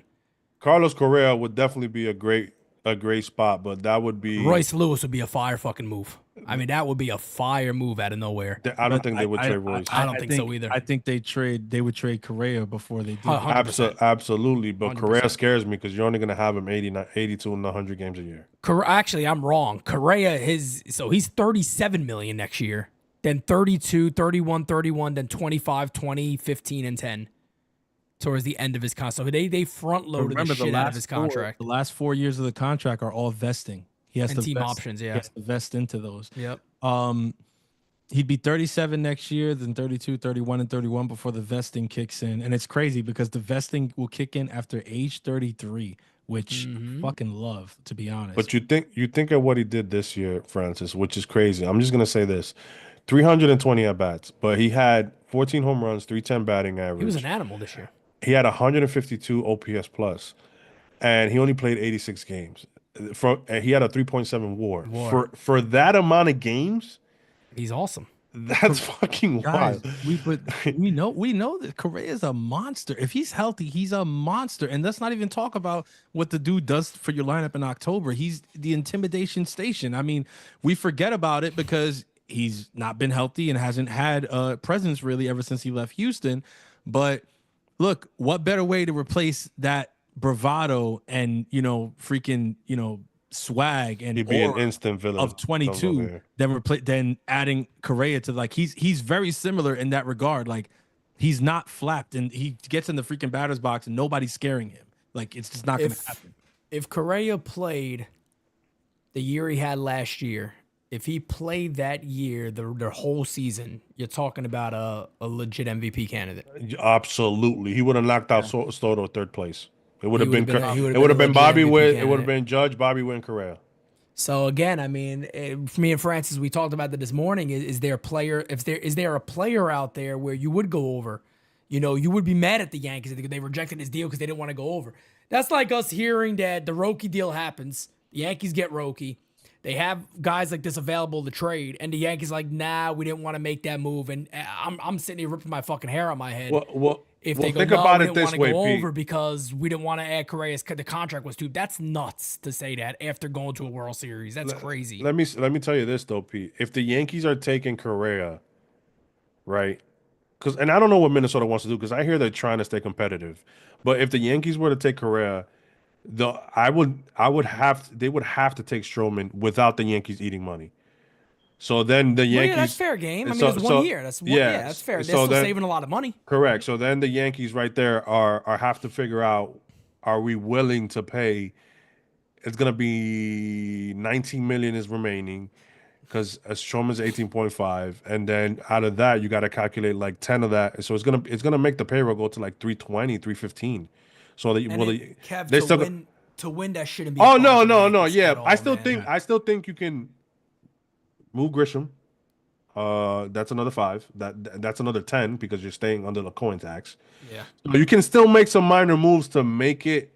You know what I'm saying? Like, maybe you can again, if you have to eat 10 from DJ LeMahieu the next 2 years, but you're saving 10 million on the other side because of the luxury tax if you move them to the fucking Athletics or something, because they need payroll over there. Rumors are they're interested in Stroman. Remember, they haven't got to the 100 million, if I'm not mistaken. They need to get to 100 million to file a grievance. So, well, they also need warm bodies. Like they need a roster. Yeah, correct. So I mean, either they take Stroman over there, and the Yankees send over there like a Grisham, and I mean, Clark is making how much? 3.5, I think. 3.5. You would assume he's in that deal as well. So make that around 22 million. So the Yankees will have to play around with 16 million the first year, or maybe they say fuck it, it's gonna hurt this year, but we have fucking Carlos Correa playing fucking. What do you do then? Because Carlos Correa is the better shortstop than Volpe. He plays third base. But you're putting him at third. Third base. Putting the base the same. I think they put third him base. at third. You know why? What are you doing with Volpe then? Exactly. Volpe's arm at third. You don't want Volpe at Volpe cannot play. No, you don't Volpe want goes to Volpe at third second. base. Who? And then, that would be a fire ass. Hold on. Just think about it for a second. You would keep Jazz at third. You would keep Jazz at you third. can't. Yes. Nah, bro, you can't. Hold on. I want to hear Kev's take on that. I'm with Kev on that. Yes, I'm not. Jazz is a good third baseman. I'm guys. with Kev on that. Why do you like Jazz? No, let me tell you something. Not only is Jazz a good enough third baseman, if Correa is the shortstop, Jazz becomes an even better third baseman. Yes, because he only has to play glove side. True, but you ready for this? If you put Correa at third, Jazz at second, Volpe at short, then no question about it, that's your best infield possible. If you're looking at it on paper, that is by far your best infield. But hold on. Think about it this way. Who would play a better second base, Jazz or Volpe? I think Volpe's a better second baseman than Jazz. I don't know He's a about better that. shortstop. I don't know about that. And hold on. Let me rephrase that. You know why? You know why? He's a Gold Glove shortstop. But look at Jazz's wingspan. Jazz has a huge wingspan. He's extremely fast. He's faster than Volpe. Let me give you this. And his numbers are off the chart, by the way, at second base. This is the caveat with Volpe. Is his arm and his transfers gonna make for smooth double plays? Where I think that maybe Jazz arm will get a couple more outs a year because of the double play, because of his arm. True. That's where I'll give you that. But then me thinking about it, listen, Jazz made some wild plays for a guy who's never played third. That's what I always said. His numbers, they didn't like it, but the eye test, I saw that this is a third baseman. This guy could play third base. There's no denying it. It's his first time playing, and look how he looked better than Cabrera. I mean, if he's there again this year, he's gonna look even much more comfortable. I agree. I would have no issue with him playing there. But if I got Correa, I'm saying, look, you're a veteran. I know for a fact playing third base ain't going to be an issue.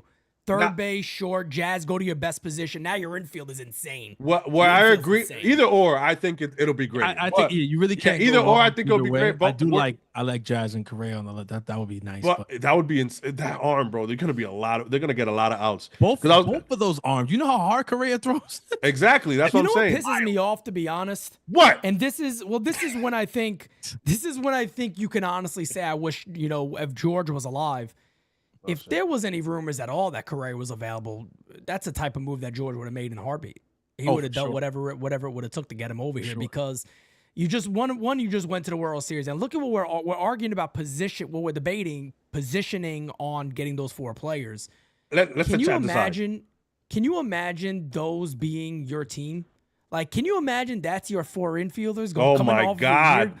Like, imagine entering the year somehow you get Roki and you add Carlos Correa. At the And end. look at your It's fucking outfield. nuts. Look at your It's outfield bananas, with Bellinger bro. It would be and Judge in fucking the corners. bananas. It would Guys, be bananas. Chat. One, if you want Pete's infield, which is Volpe at shortstop, Correa at third, Jazz at second, and Paul at first. Or 2, if you want the peanut butter skin infield, where is Jazz at third, Correa at shortstop, Volpe at second, and Paul Goldschmidt at 1. I'm interested to see what the chat says. Better pick those ones, damn it. But Better Pete, pick those ones. But Pete, what I would say is where the Yankees can sell Correa is you got to move less at third. That'll help you with you staying healthy. I think shortstop is a lot more active position. Third base is more reactive. You got the arm for it. You're a bigger guy. It can save you some innings, some stress on your knees or ankles, wherever he has the issue. So that I like the positivity of him playing third, and I'm surprised he hasn't thought of it. But they got Royce over there, so that makes sense. Well, the thing is too, I don't think he has to for the Twins. Macho can put peanut butter. He's Carlos Correa. He's like, I don't have to. I'm not. But coming to the Yankees, and it's like, damn, I'm back on top of the world here. I could go right back on top of the world. Yeah, I'll be more than happy to play third base. Look, they're not gonna look. We all know this too, and that's why I think you're getting a lot of 1s and 2s in there. But I think the thing is, right? We all know the truth here. Anthony Volpe's not gonna move. The Yankees aren't moving that kid off shortstop. We know that they're not. It's hard to sell America that you're gonna leave Volpe there thinking that he's a better shortstop than Carlos Correa. That's my thing. But the thing is, look, but I'm saying, but again, when you paint it, A-Rod was better than Jeter at short. But again, that I'm was not comparing the two. That was I'm Jeter's talking about team. the situation. That was Jeter's team. But I'm talking about the situation here. If Carlos Correa comes to the Yankees, this might be Volpe's team. Let me stop. But remember this. Oh, hey, hell no. You and a fuckhead. We still got an issue with you over 2017. You're playing fucking third base. Like, we're not going to simply move our golden boy over because Carlos Correa's here. Yeah, we all know he's better at shortstop. But guess what also? I like him at third base. You know why? It's a lot less leg work. It's a lot less leg work. That's what I'm saying. That's what they can. A little more over there. Third base is the safe for him. That's how you can sell it. Due to we had a nice conversation with Carlos, and maybe this playing third base, more reactive role instead of a more high intensity shortstop position, it saves him some innings and possibly add some more games to his ankles or to whatever situation he has going in injury wise. So I mean, what would that lineup look like? And Jesus, Lord have mercy. Soto, who? I still at think that point it's like, bro, I don't even give a poop about it. Oye, tú quieres que te lo diga como lo decimos nosotros. Listen. Soto, te puede ir para el carajo, papi, cabrón, porque somos Bori ahora. Hacho, nene. Loco. There you go. I don't know. I mean, the lineup would be I think the 1 through 3 nuts, got to man. stay. I think the 1 through 3 got to stay. You still go Dominguez, Belly, Judge. I would. You don't go Correa lead off? I think Correa's playing second, or Correa's leading off, bro. I think Dominguez goes back down. I don't know. I don't know. Just because of the athleticism. Or swap Bellinger leading off and Correa. No, I'm sorry, because Bellinger's the lefty, so Correa would have to lead off. Let me look at the splits. I was about to say, look at his splits. See how many times he's actually let off. To get the most out of Belly. Career or last year? You want career? Look at career. Look at career. What was that, Francis? So to get the most out of Belly, you got to keep him right ahead of Judge. I agree with that, but I would seriously consider you go Correa, Bellinger, Judge. I mean, I don't know how you don't go, and it's not like, I mean, I know Correa has, the ankle injuries and all that stuff, so maybe you don't want to, push him too much in the leadoff spot, but damn, the guy had a fucking 152 OPS plus last year. Jeez, Lord have mercy. It's true. It's tough. He's a fucking animal, bro. It's tough to see him there. All right, so I honestly, I'm telling you, for me, I keep Dominguez there. I go Belly. I go Judge. I put Correa right there in the cleanup spot. Batting. His numbers aren't great. Batting first. First, he's hitting 250 with a 315 on base, 359 slug, and 674 OPS. his best numbers is batting 5th and 2nd. And when you look at everything else. So maybe he is batting 5th for the Yankees. I like him right. Who, I like him who we had at 5th? You're mocking it up right now? No, I'm actually thinking in my head, but the way this is how I had it here. You could even go Dominguez, Bellinger, Judge, Stanton. Then you can go to, or then you could do Jazz and even put him 6th. Nah, man. No, That type of bat. I like dropping Stanton and putting Correa right there at 4. That makes sense and move everybody down 1. That's what I'm saying. That would make sense. I put Correa there, then I go Jazz, then I go Paul, then I go Wells. And God, the bottom of your order is Goldie, Wells, Volpe. Lord have mercy. Shit. Yeah, I mean, bro, this is. I'm telling you, like, the middle of the lineup is pop galore. The top of the lineup is athleticism and freaking contact and power. And then the bottom of your lineup is sneaky danger. Like, bro, you talk about to say no to a lineup that's built for October, bro.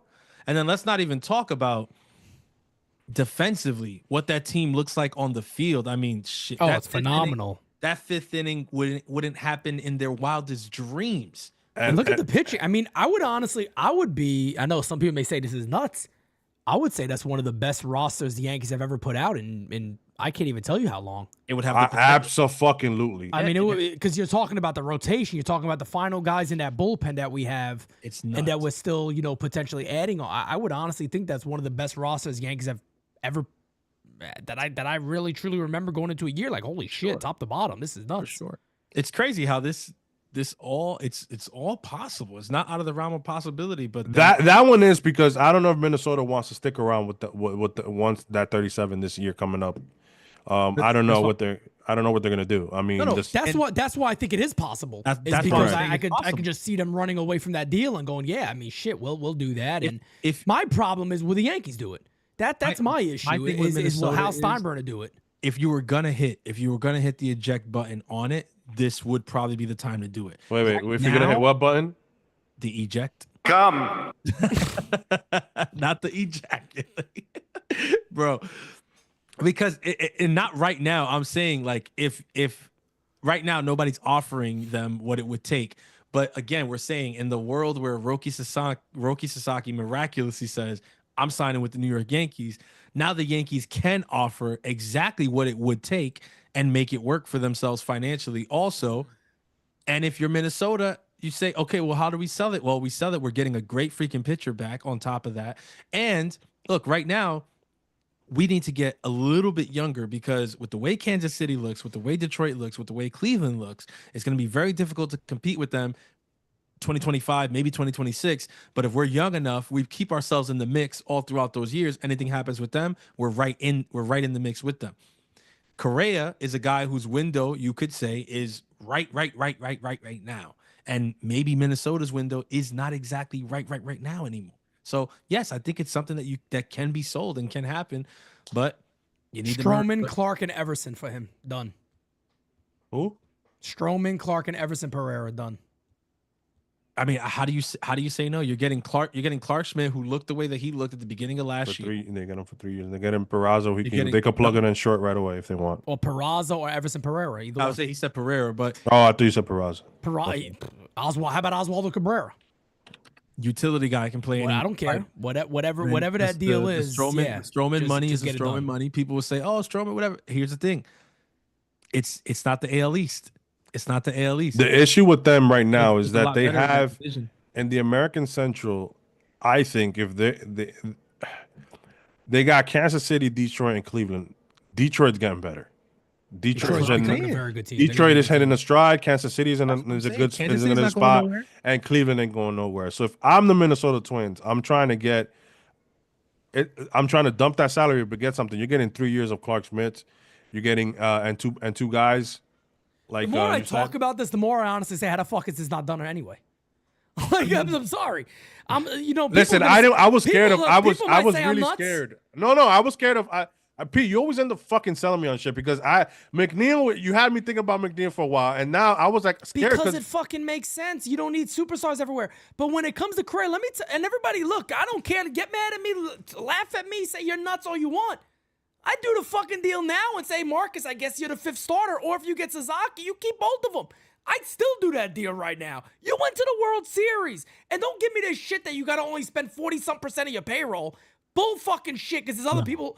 There's other people doing. It's only 60%. 1 year. It's going to hurt It's one more year. Exactly. Next year, over 80 or 90 million is dropping. And the reason so I'm bringing it up is saying. we don't know if it's even a possibility. We don't know behind the scenes if the Twins say, nah, you know, right now we're going to try one more year or whatever. But if there is that call being made and the Yankees are saying, nah, you know, we don't. Bull friggin' shit. You trade Clark Schmidt for a guy like Correa right now, and you go for it. You're the Yankees at the end of the day. I don't want to hear this nonsense about 301 Cohen tax bullshit. You do it for the 1 year, then you reset. That's all there is to it. If there's the more I think about this, and we're here debating 4 guys in an infield that's phenomenal either way. It would be what think about it, because we were talking about if let's say the other side, for example, got Bregman and they ended up getting Pete, having Francisco Lindor, Bregman, and either Ronald Acuna Jr., who's a good second baseman, or if they re-sign Iglesias, that's a pretty good damn infield, right? I can't think of another infield that would be better than that right now. I'm trying to think. And then Vientos, what DH is in that situation? Vientos DHs and play some first here with Pete shares first. But I was gonna say, if you end up on the Yankee side and Yankees get Correa, bro, it's the best. It's the best infield since 09. I've been saying absolutely, and that's the last time they won a championship. 09. They need. It's also. You know what I'm saying? It's bad. You can argue that might be because of Cano and Teixeira. No, they were too good. It's too good, and then A-Rod, yeah. A-Rod. Because I was gonna say I love G, you but can't compare. I mean Jeter's a little. For the Yankees, but no. For the Yankees, it's there though. I mean that is a super high potential infield. I mean, again, I think a lot of people are selling Goldie short. I think he's gonna have a good year. I really do. Jazz, forget about it. Jazz could be a 30-30 guy with ease, with a flick of his wrist. Yes. He could be a 30-30 and Goldschmidt's guy the type of guy, if he has a good year, he'll come back next year cheap as well because he wants to keep winning and shit like that. So he'll stick around. Why not? And if Correa is ever healthy, we know the type of player. And I think just being in New York alone. Look, remember he was a Met for a couple of seconds there. He was a Met, so I don't think playing in New York is going to shine his guy. I think he wants to play in New York. And he's a tough guy. He's a tough guy. He's a tough individual. Bro, he's it is mentally. honestly, the more that I think about it, it is the perfect thing. You put Lindor and Correa against each other, Judge and Soto, when you think about just New York going at it or the whole league going at it, you're bringing in the villain that we talked about, the Yankees sometimes, because as much as whoever has Soto loves him. If you don't have Soto, you hate him. Be honest. You hate playing against Soto because he's annoying of how good he is, and he's cocky as shit. Correa's the same time, the same way. Correa's the same way, and he's a guy. He's perfect. He's a guy with this. He picks up his team. If you look at when he was with Houston, he's the one who was the leader there, who would go on the mound visits, tell Framber, "Yo, calm the fuck down. This is your game. Don't let him decide." If you know what I'm saying, like you saw that with Houston. So I can't knock this move. They're missing, in my opinion. I can't knock this move. And worst case scenario, you're paying a guy $32 million because next year's 37, but then after that's 31. I'm sorry, for 3 years. After that, it's a team option. You can let him go. It's the best. It's the best. It's really kind of it's not a bad spot to maximize a guy like that with Judge's prime, man. It's also headline stealing, by the way. Which again, because the Yankees took a beating. Let's be honest. The Yankees took a beating when Soto went to the Mets. This is another. This is a fuck you back to thunder right away. As our good friend Dylan Batanzas said today, this is always going to be a Yankee town. But that would be that Yankee town move. You're right. You guys got the one. That's cute. But guess what? Now we just added Carlos Correa and we went over. So fuck you. We could do it too. Again, it's a great moment. It's a beautiful moment in Yankee baseball, in my opinion. And that's what can kind of save Hal from cooking, bro. What time is it, bro? We cooking some of that here, backlash. That's cooking them patalitos. And the crazy thing is, we've held well over 300 the entire time. Numbers haven't dropped at all. Because we cooking. That's why. Smack that like, hit that sub. Yo, I'm sorry, but people are like, I'm hype. I mean, yes, think about it, predicated on guys. Sasaki, but Pete is saying it shouldn't even be predicated on Sasaki because In my opinion, You can still do that move. fuck it, because you still got pitching. It's not like look again. it's what I we said. shit on Marcus Stroman. The guy's a good 5. If he was a 5, who's bitching? I'm not bitching. I'm sorry. In I today's don't care. He's not great as a in 5. today's- I'm not complaining. Pete, in today's But they're not keeping him, Pete. They're moving him and Schmidt. The Yankees won't pay that much. Fine. Well, maybe But- they do. But That's I'm fine. just simply But saying. I'll take my somebody were to- 5. I'll take my 5. Will Warren and Zach Messenger this year. That's- I'm Well, okay if with somebody, that. If somebody was fine. telling me you have to choose, and if Stroman stays and you get him still, you got to add that type of salary. Would you do? Yes, I'd Yes. still do it. Why the hell Bro, wouldn't I? Of course. If a month ago, and I'll say Don't this- forget about JT Brubaker too. I'm telling you, don't sleep on Brubaker. The guy had some good numbers Another a couple guy. years back, and he's back. If we had apparently. Cody Poteet, I would tell you do that shit right now. But we don't. But even still, I'll take a 5 that nobody knows who are because 1 through 4, the Yankees are really strong. What am I talking about? Yo.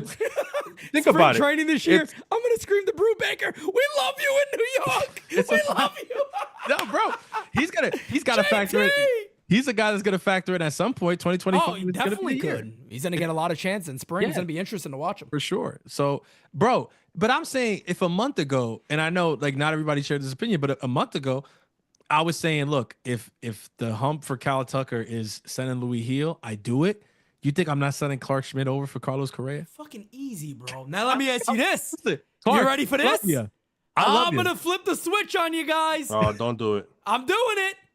They say you can have a deal, but we need Louis Heel. Hey, Louis. No.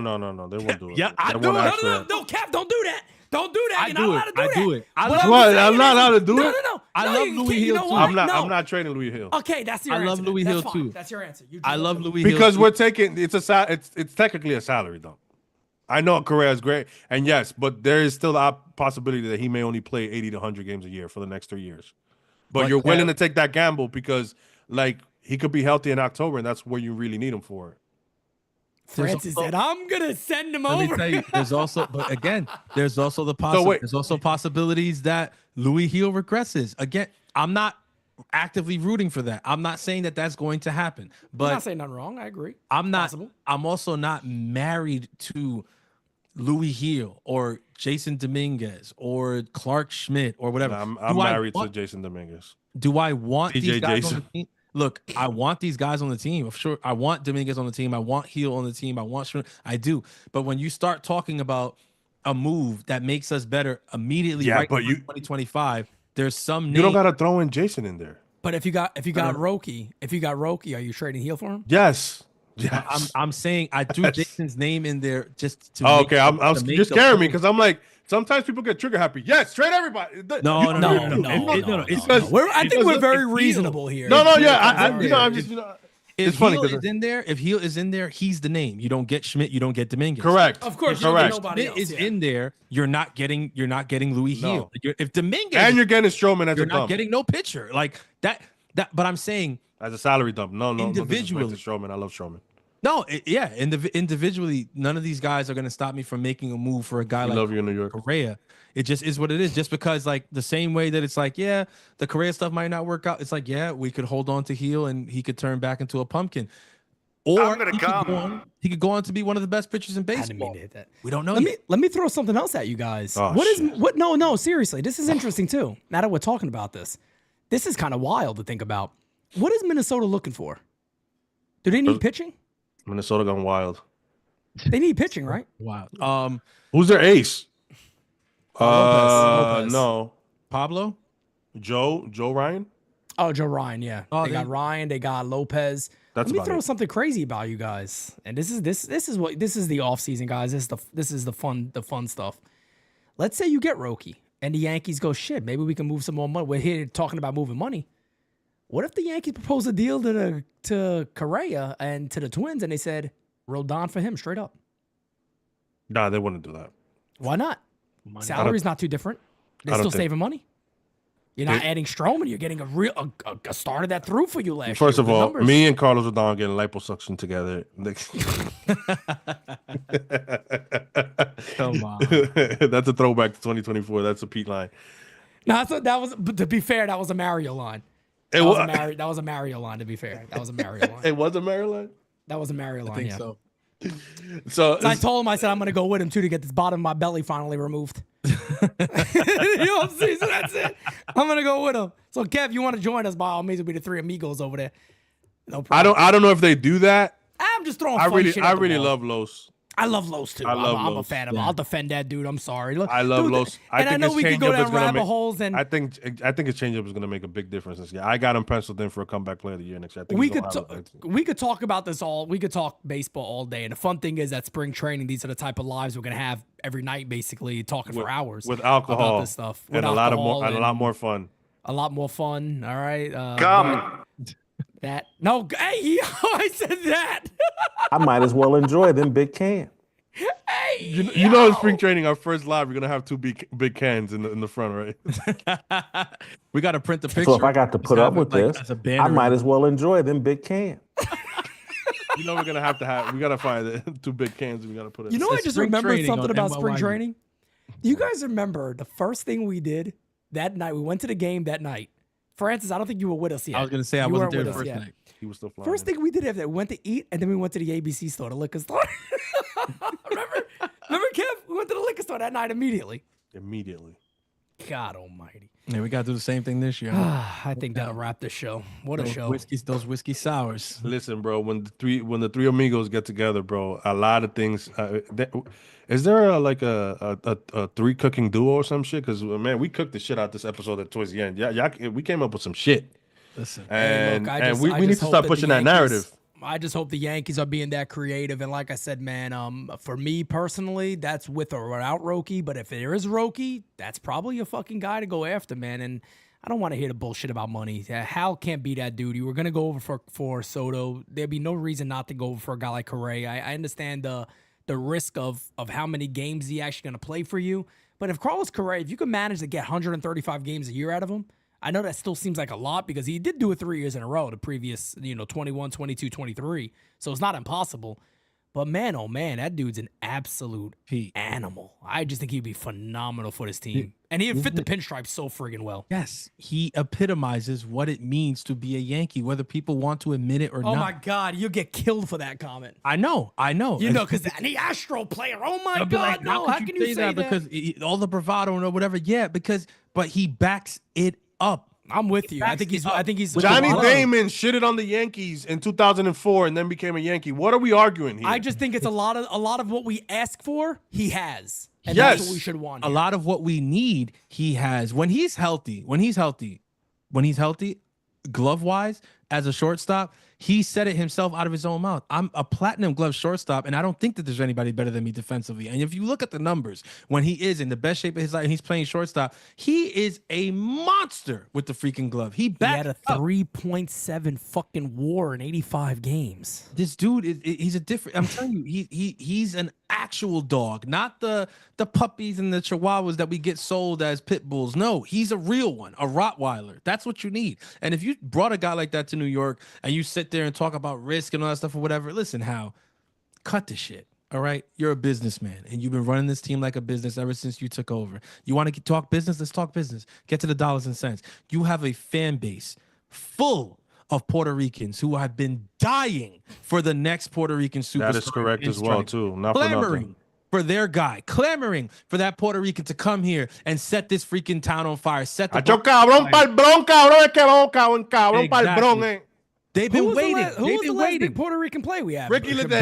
Bernie, Ricky Leday, Bernie Posada, Posada and Bernie. Bernie Posada. That's been it. That's been But it. now you bring in Carlos Correa. You already have Fernando Cruz, who's a Puerto Rican Dominican, And but he's gonna- he's and Puerto he's Rican gonna as well. cover that fan You base. have Jason on the Dominican side. Yes. You know what I'm saying? So you Gil still on have the Dominican side. Hill on the Dominican side. You still have Cabrera. You're gonna have the two big markets of the Puerto Ricans and Dominicans at the stadium with a little chamo on there with my guy Oswaldo Cabrera or Peraza if they're up here. So you're gonna have that, my man, and I can't. I don't know how you don't entertain it. Maybe call and see what are you guys looking for. Or maybe they're looking to start the season with Correa. And maybe they trade him mid-season and it's even cheaper. No, but just get him now. I'd rather get him now. I would love to get him now. And I like agree. I said You before, get him I'm now. on record. I'll say it again. I don't give a poot if Roki or not. if you could make that trade, they want one of your young stars. If they want Clark Schmidt, I do the deal now. Hacho, carajo, que me importa un cabrón. Tráeme a Carlos Correa para los Yankees, cabrón. Eso no importa quién, Roki Sasaki, nadie. Tanto huele bicho. Tráeme el Correa ahí, cabrón. Tráemelo ahí a la hora, Rocket Man is nuts, bro. He said, remember, guys, ain't no party like a Diddy party. I have no idea why. What are you Listen. Wow. You want to see? Everybody know ain't no party like a Diddy party. So yeah, you want to see? You want to see? That's some of your guys' goats out there saying that. I'm gonna tell you right fucking now. shit. You want to see bullshit? You want to see some fireworks in the Bronx, man? You bring Carlos Correa over here, man, and you see what's up. Opening day, you're gonna see that stadium half full with that man's jersey. You're gonna see Puerto Rican flags the way you saw the Dominican flags last year for Ventigo. You're gonna see the Puerto Rican flag everywhere. That new Bad Bunny album. Come on, bro. Walking out to Nueva York. Walking out to Nueva York.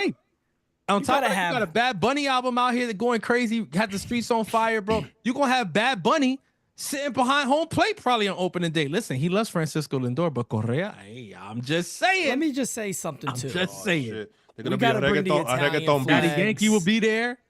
We got to bring the Italian J-Lo gonna have flags to for come Anthony back. Volpe this coming year. And by the way, too, Garrett Cole is half Italian. All right, He has proclaiming no him, Italian in him. He's half Italian. There's nothing Italian in that guy. You saw Really? him at, He's you half saw him Italian. at that press conference. He is? signed. I swear to God, he's half Italian. Want me to look- Italians I'll eat show you right bananas that way?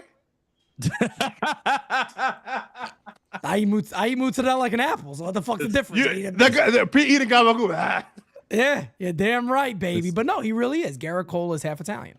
I'm gonna put a side by side of you eating gabagool and him eating a banana. Wait, Let me see. can't wait. Cole is of Italian descent. Look him up. People saying Cole is German. What are we doing? Oh, he's Italian. His mother's Italian. His mom's Italian. There you go. I'm telling you The good right hat. there. Listen, Kev Boogie Dude said, said if Garrett Cole's Italian, I'm Italian. His name's Kev Tommy. Boogie said we don't want J-Lo there. We sounds like a lot of people. J-Lo will J-Lo be is there. the Lord of the Ring. Looking for her new ring with the Yankees. I don't want her there. I don't J-Lo's want them. the Dude, you don't bring that bitch around Yankee Stadium at all. You understand what I'm Listen, saying? Women that attended the Diddy parties are not welcomed. Allegedly. I'd love to Because see you know him. that chick could probably end up tell trying you to right sue now. somebody for real. So allegedly. I'll You tell ain't you going right now. nowhere, you nastiness. I'll tell you right now, that coquito skin and them yams, I want to see it there. You got PR, you got better ones. Trust me. Dump the hoe. Oh my God. This went off the rails. But the point stands. Bad Bunny. Allegedly. Daddy Yankee. Okay, let's make it happen. All right, let's make it happen. Eladio Carrion. Yo, come on, bro. I could do this forever. Okay, I could do this forever. Yankee Stadium on fire, bro. On fire. Let's do it. Okay, bro, we're gonna do it. Carlos Correa playing third base for the Yankees in 2025. Sign me up, baby. Oh, Mark Sign me Anthony up. gonna be there for sure. Y'all already know that. He ain't gonna Mark miss. Anthony's a legend. He's a legend. He's a legend. He gonna be there, bro. I'm That's how he telling you, does little hands when he sings. bro. I'm telling you. The Puerto Rican Yankees fan base has been dying for their next freaking guy. Make it happen. Make it happen. I'm telling you. Absolutely, man. Did I And just go like full Jason Whitlock on Jennifer Lopez? time to play the game. Yes. Did you hear him do the LiAngelo Ball? So I loved. How much swerve in that corner? Whoa, whoa. He's great. He's the best. Mark is the best. I love Mark. I can't wait till he's gonna do it. I hope he does an NYYU drop, man. I need it. Oh, I'm telling you. He Time to is play the the game. GOAT, bro. Don Omar, yo, Jira's rolling, bro. Make it happen, Captain. You know what? You know what? Well, the only thing she's got to offer is them big cans and that peanut butter skin. So if I got to put up with this, I might as well enjoy them big cans. Enjoying them big fucking cans, peanut butter skin, baby. The ultimate special. We can have Daddy Yankee, and then the Mets can have his ex-wife who has the orange hair and try to steal $100 million. Go over there. He makes a lot of sense over at Citi Field. I'm just gonna put that out there. He does. She makes a lot of sense over there. Okay, let her go. Listen, I'm not saying that they're not gonna go to Mets games. You know, Bunny. Nah, the Puerto Rican people they're gonna go for both. I mean, They're but gonna it's just go- they're gonna go. I think they might choose sides too. It's gonna be fun to see. It's gonna maybe they make a little reggaeton war out of it. It's gonna be funny, but it's gonna be both teams are gonna have the right mix. Dominicans, Puerto Ricans. It's gonna be nice to see that.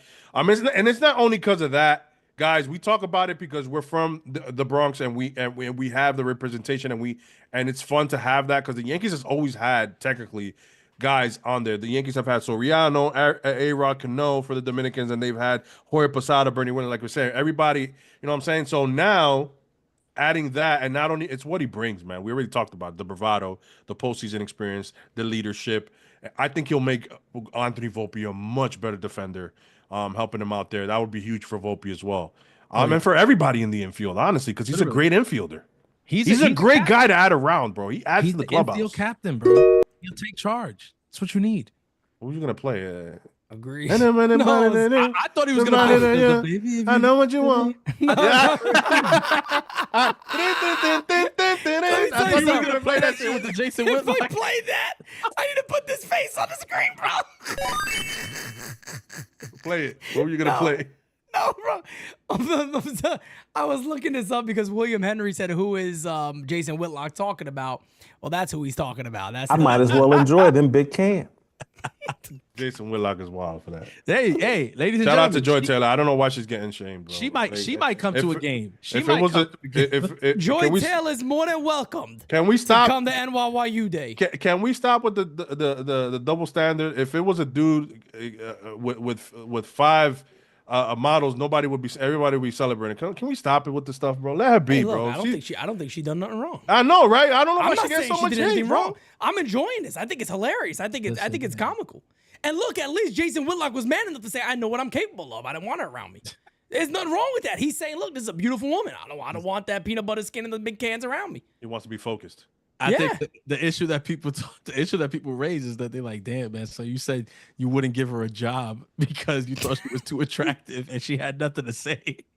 That's a wild. That was the wild statement. That is a wild statement. I might as well enjoy them like, big cans. Jason, but he's entitled to his opinion, same way she's entitled to her opinion, right? Like she can say, like, I do have something to say. And he could say, you don't. Yes, Kev Boog, that peanut butter skin, I ain't gonna lie, bro. Like I've been a Joy Taylor fan for a while. Listen, she's right there. Yeah, she is. I'm familiar with her. We are all familiar with her. She's welcome to be on the U if she wants.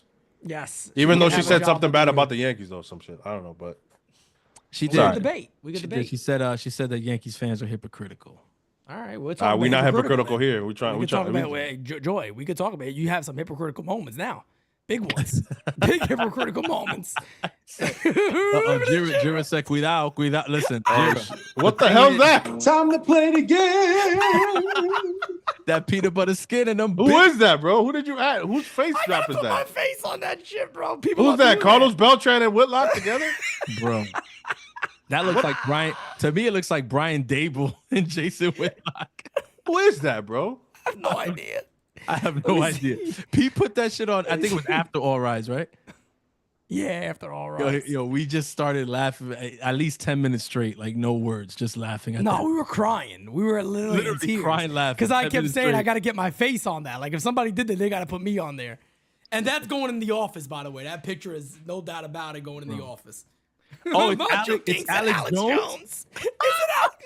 No way, that's Alex Jones. Yo, that makes it so much. No better. way. Is it though? It doesn't look like Alex Jones. I don't think it's No way. Is that Alex Jones? Oh shit! Could be Jason Jones. That could be Jason Jones. What the fuck are you talking about? That could be Jason Jones, man. That might be Jason Jones. Oh man, I'm crying over here again. Lord have mercy. I'll tell you right now, Joy Taylor might play second base for the Yankees. You know what I'm saying? Distract those other teams. That peanut butter skin, big can. Peanut butter skin and big cans, bro. Wow. Oh man, bro. Peanut butter skin that's what did it for me. I've never heard somebody. He immediately went to like that. And as a big guy myself, it's funny how he immediately went to food. Food, right? It's crazy. I mean, Wu-Tang set the standard for that. There you Wu-Tang set the standard for that. So it's true. The Dominican Alex Jason Jones. Whitlock, man. Dominican Alex Jones. Tell you right now, bro. It's not good. Skip Bayless. Yeah, he did. Poor it's Skip. my turn. Poor Skip It's my couldn't get turn. no play. He couldn't get no play. He was tight. He's like, listen, man. I'm surprised Shannon didn't take Skip to DR. He probably told Skip. He's like, he could have been had peanut butter skin in DR. He probably said, Skip, you talking 1.5 million. Skip, come on, Skip. We go to Dominican Republic. You ain't got to do nothing. Come on, Skip. You put me somebody tonight. Skip, we fly tonight. You put me on somebody. Yeah, go right down. Go right down to the DR. Get yourself one of them. They're 1.5 million. You crazy? Putting meat on somebody is wild. Then you go down to DR. You got them legs split like 2:45 for way less. Yo, putting meat on somebody is nuts. Hey, that is a Shannon Sharp line. Listen, Shannon Sharp. Listen, he don't hide it though. Shannon Sharp is a down south country freak. The man is wax, bro. Shannon's my guy. Shannon's my guy. Shannon's always gonna be my guy. I'll never hate Shannon Sharp. You know what I'm saying? We still ain't found out who Michelle is. Oh, Michelle. That's my Michelle. That's my Michelle. Michelle with them big cans. I might as well enjoy them big cans. Fucking wild, bro. Rocket Man says, remember J-Lo and A-Rod almost bought the Mets. I wish they fucking did, man. It probably would have been a mess. That would have been anything J-Lo touches a mess. I wish they did. That would have been a disaster. God, I wish they bought the Mets. Been a disaster. Listen, Uncle Dom is right. Ain't nothing wrong with a little bit of thickness. I'll tell you that right now. Uncle Dom on a roll. He said he was gonna let it loose earlier. Damn. He letting it loose today. Damn, man. Uncle Dom. Down there, Uncle Dom. It's his birthday, man. His birthday. He's having a good time. Gotta make it do what it do. Oh shit. All right, man. I think we're done here. I think after all that, I think we're coming to an end here. Tony Rivera's right about that. J-Lo has more rings than the Mets. She got more rings than half the league. I'm telling you, she is the Lord of the Rings, man. People want to they want to hate on her, but she's the Lord of the Rings. She's the first ballot Hall of Famer with all them damn rings. What you talking about? Come on. She got more than damn. I can't remember. She got more than Brady. Listen, man. She's a Hall of Famer, bro. But listen, man, another great night for the Bronx or nothing. Things just happen when us three get together. I think it's safe to say that this is a formula for success. Guys, appreciate everybody. 300 strong all night. Just shout out to the chat. You guys were on fire. Them big cans was on fire. Everything was great. Shout out to Joy Taylor. You get no hate from the U. We love you down Not here. at all. I love Joy Taylor. Not at all. I'm a big fan. I've been a big fan of Joy Taylor for years. So shout out to you. And I don't think she should be hiding, honestly. People trolling her and stuff like that. It's 2025, 2024. Let's be adults. They're just jealous. That's all. Know what I'm saying? Be front and center. They're jealous. Exactly. So shout out to you guys. Any last comments before we head out? PR nothing. A couple of things real quick. NYYU Day, the 29th. Get your tickets again, folks. We're going to start talking about that a lot here. Get your tickets. Make sure you get there, and also follow NYYU on Instagram. A lot of big things being done over there. Of course, IG, Twitter, IG, all that fun stuff. But Instagram, we're working really hard on building a lot of that stuff up. And on top of that, too, when we go to spring training, which, by the way, we're locking that in here pretty soon. NYYU will be well represented in spring training yet again, back-to-back years. Follow us on IG because a lot of that stuff is posted there like immediately. Yeah, and I was gonna say to you guys, if you don't have or you have IG and Instagram, the reason why some of you guys always say I never got notified, you guys are on. We always tweet that when we're on, so it's a nice thing to have Twitter and Instagram. So follow us on there on the socials. Especially for the future, we're going to be having giveaways this year too, so it's always nice to have all the apps. Again, thank you guys so much. I know, Francis, you got any last words for the peanut butter community? Listen, man, Whitlock and Jay is it is what it is, man. You know, it's a Whitlock and Jay. It's an American classic. Nah, man, my last word is very simple. Like I said, man, PR or nothing. Carlos Correa para el Bronx, man. Let's make it happen. Let's make it happen. Listen, I think we got to start pushing that narrative. Who knows? Pete really sold me on that today. It just sucks if we end up just getting DJ LeMahieu. But that would ruin the offseason. That would be terrible. It would ruin the offseason, man. I don't want to hear terrible. I know a lot of Yankee fans, yeah, but they still got freed and it's the one player. It'll ruin my offseason. That's all there is to it. It'll ruin my offseason. Of course I'm gonna be there for the team, of course, but that would absolutely fuck up my offseason. The community. It'll destroy it for me. Nah, we not stopping no Correa, nothing. Carlos Delgadillo. Hacho PR, Correa para el Bronx. Just bring Get used to it. pa'l Bronx, loco. Tráelo pa'l Bronx, Hacho PR. Tú sabes que I don't know. I don't even know if Revírate. Carlos is really a Yankee Mira. fan. He was talking shit about Jason Dominguez earlier too. Lord have mercy. I don't like nobody on the team. Hacho, Carlos, pero tú eres yanquista o qué, cabrón? Porque tú Wait, tienes que who is- entender que Carlos Correa es el hombre. El tigre mete mano. El tigre tiene que venir pa'l Bronx, cabrón. Listen, man. But listen, It's all thank you love, again. Carlos. It's all love. Carlos was joking with you, but it's nice to have these discussions. This is what the offseason is for. The countdown to Tampa begins 2 months from now. That you will be there in Tampa. So, you guys, thank you so much for another episode of Bronx and Nothing. Pete, take us out.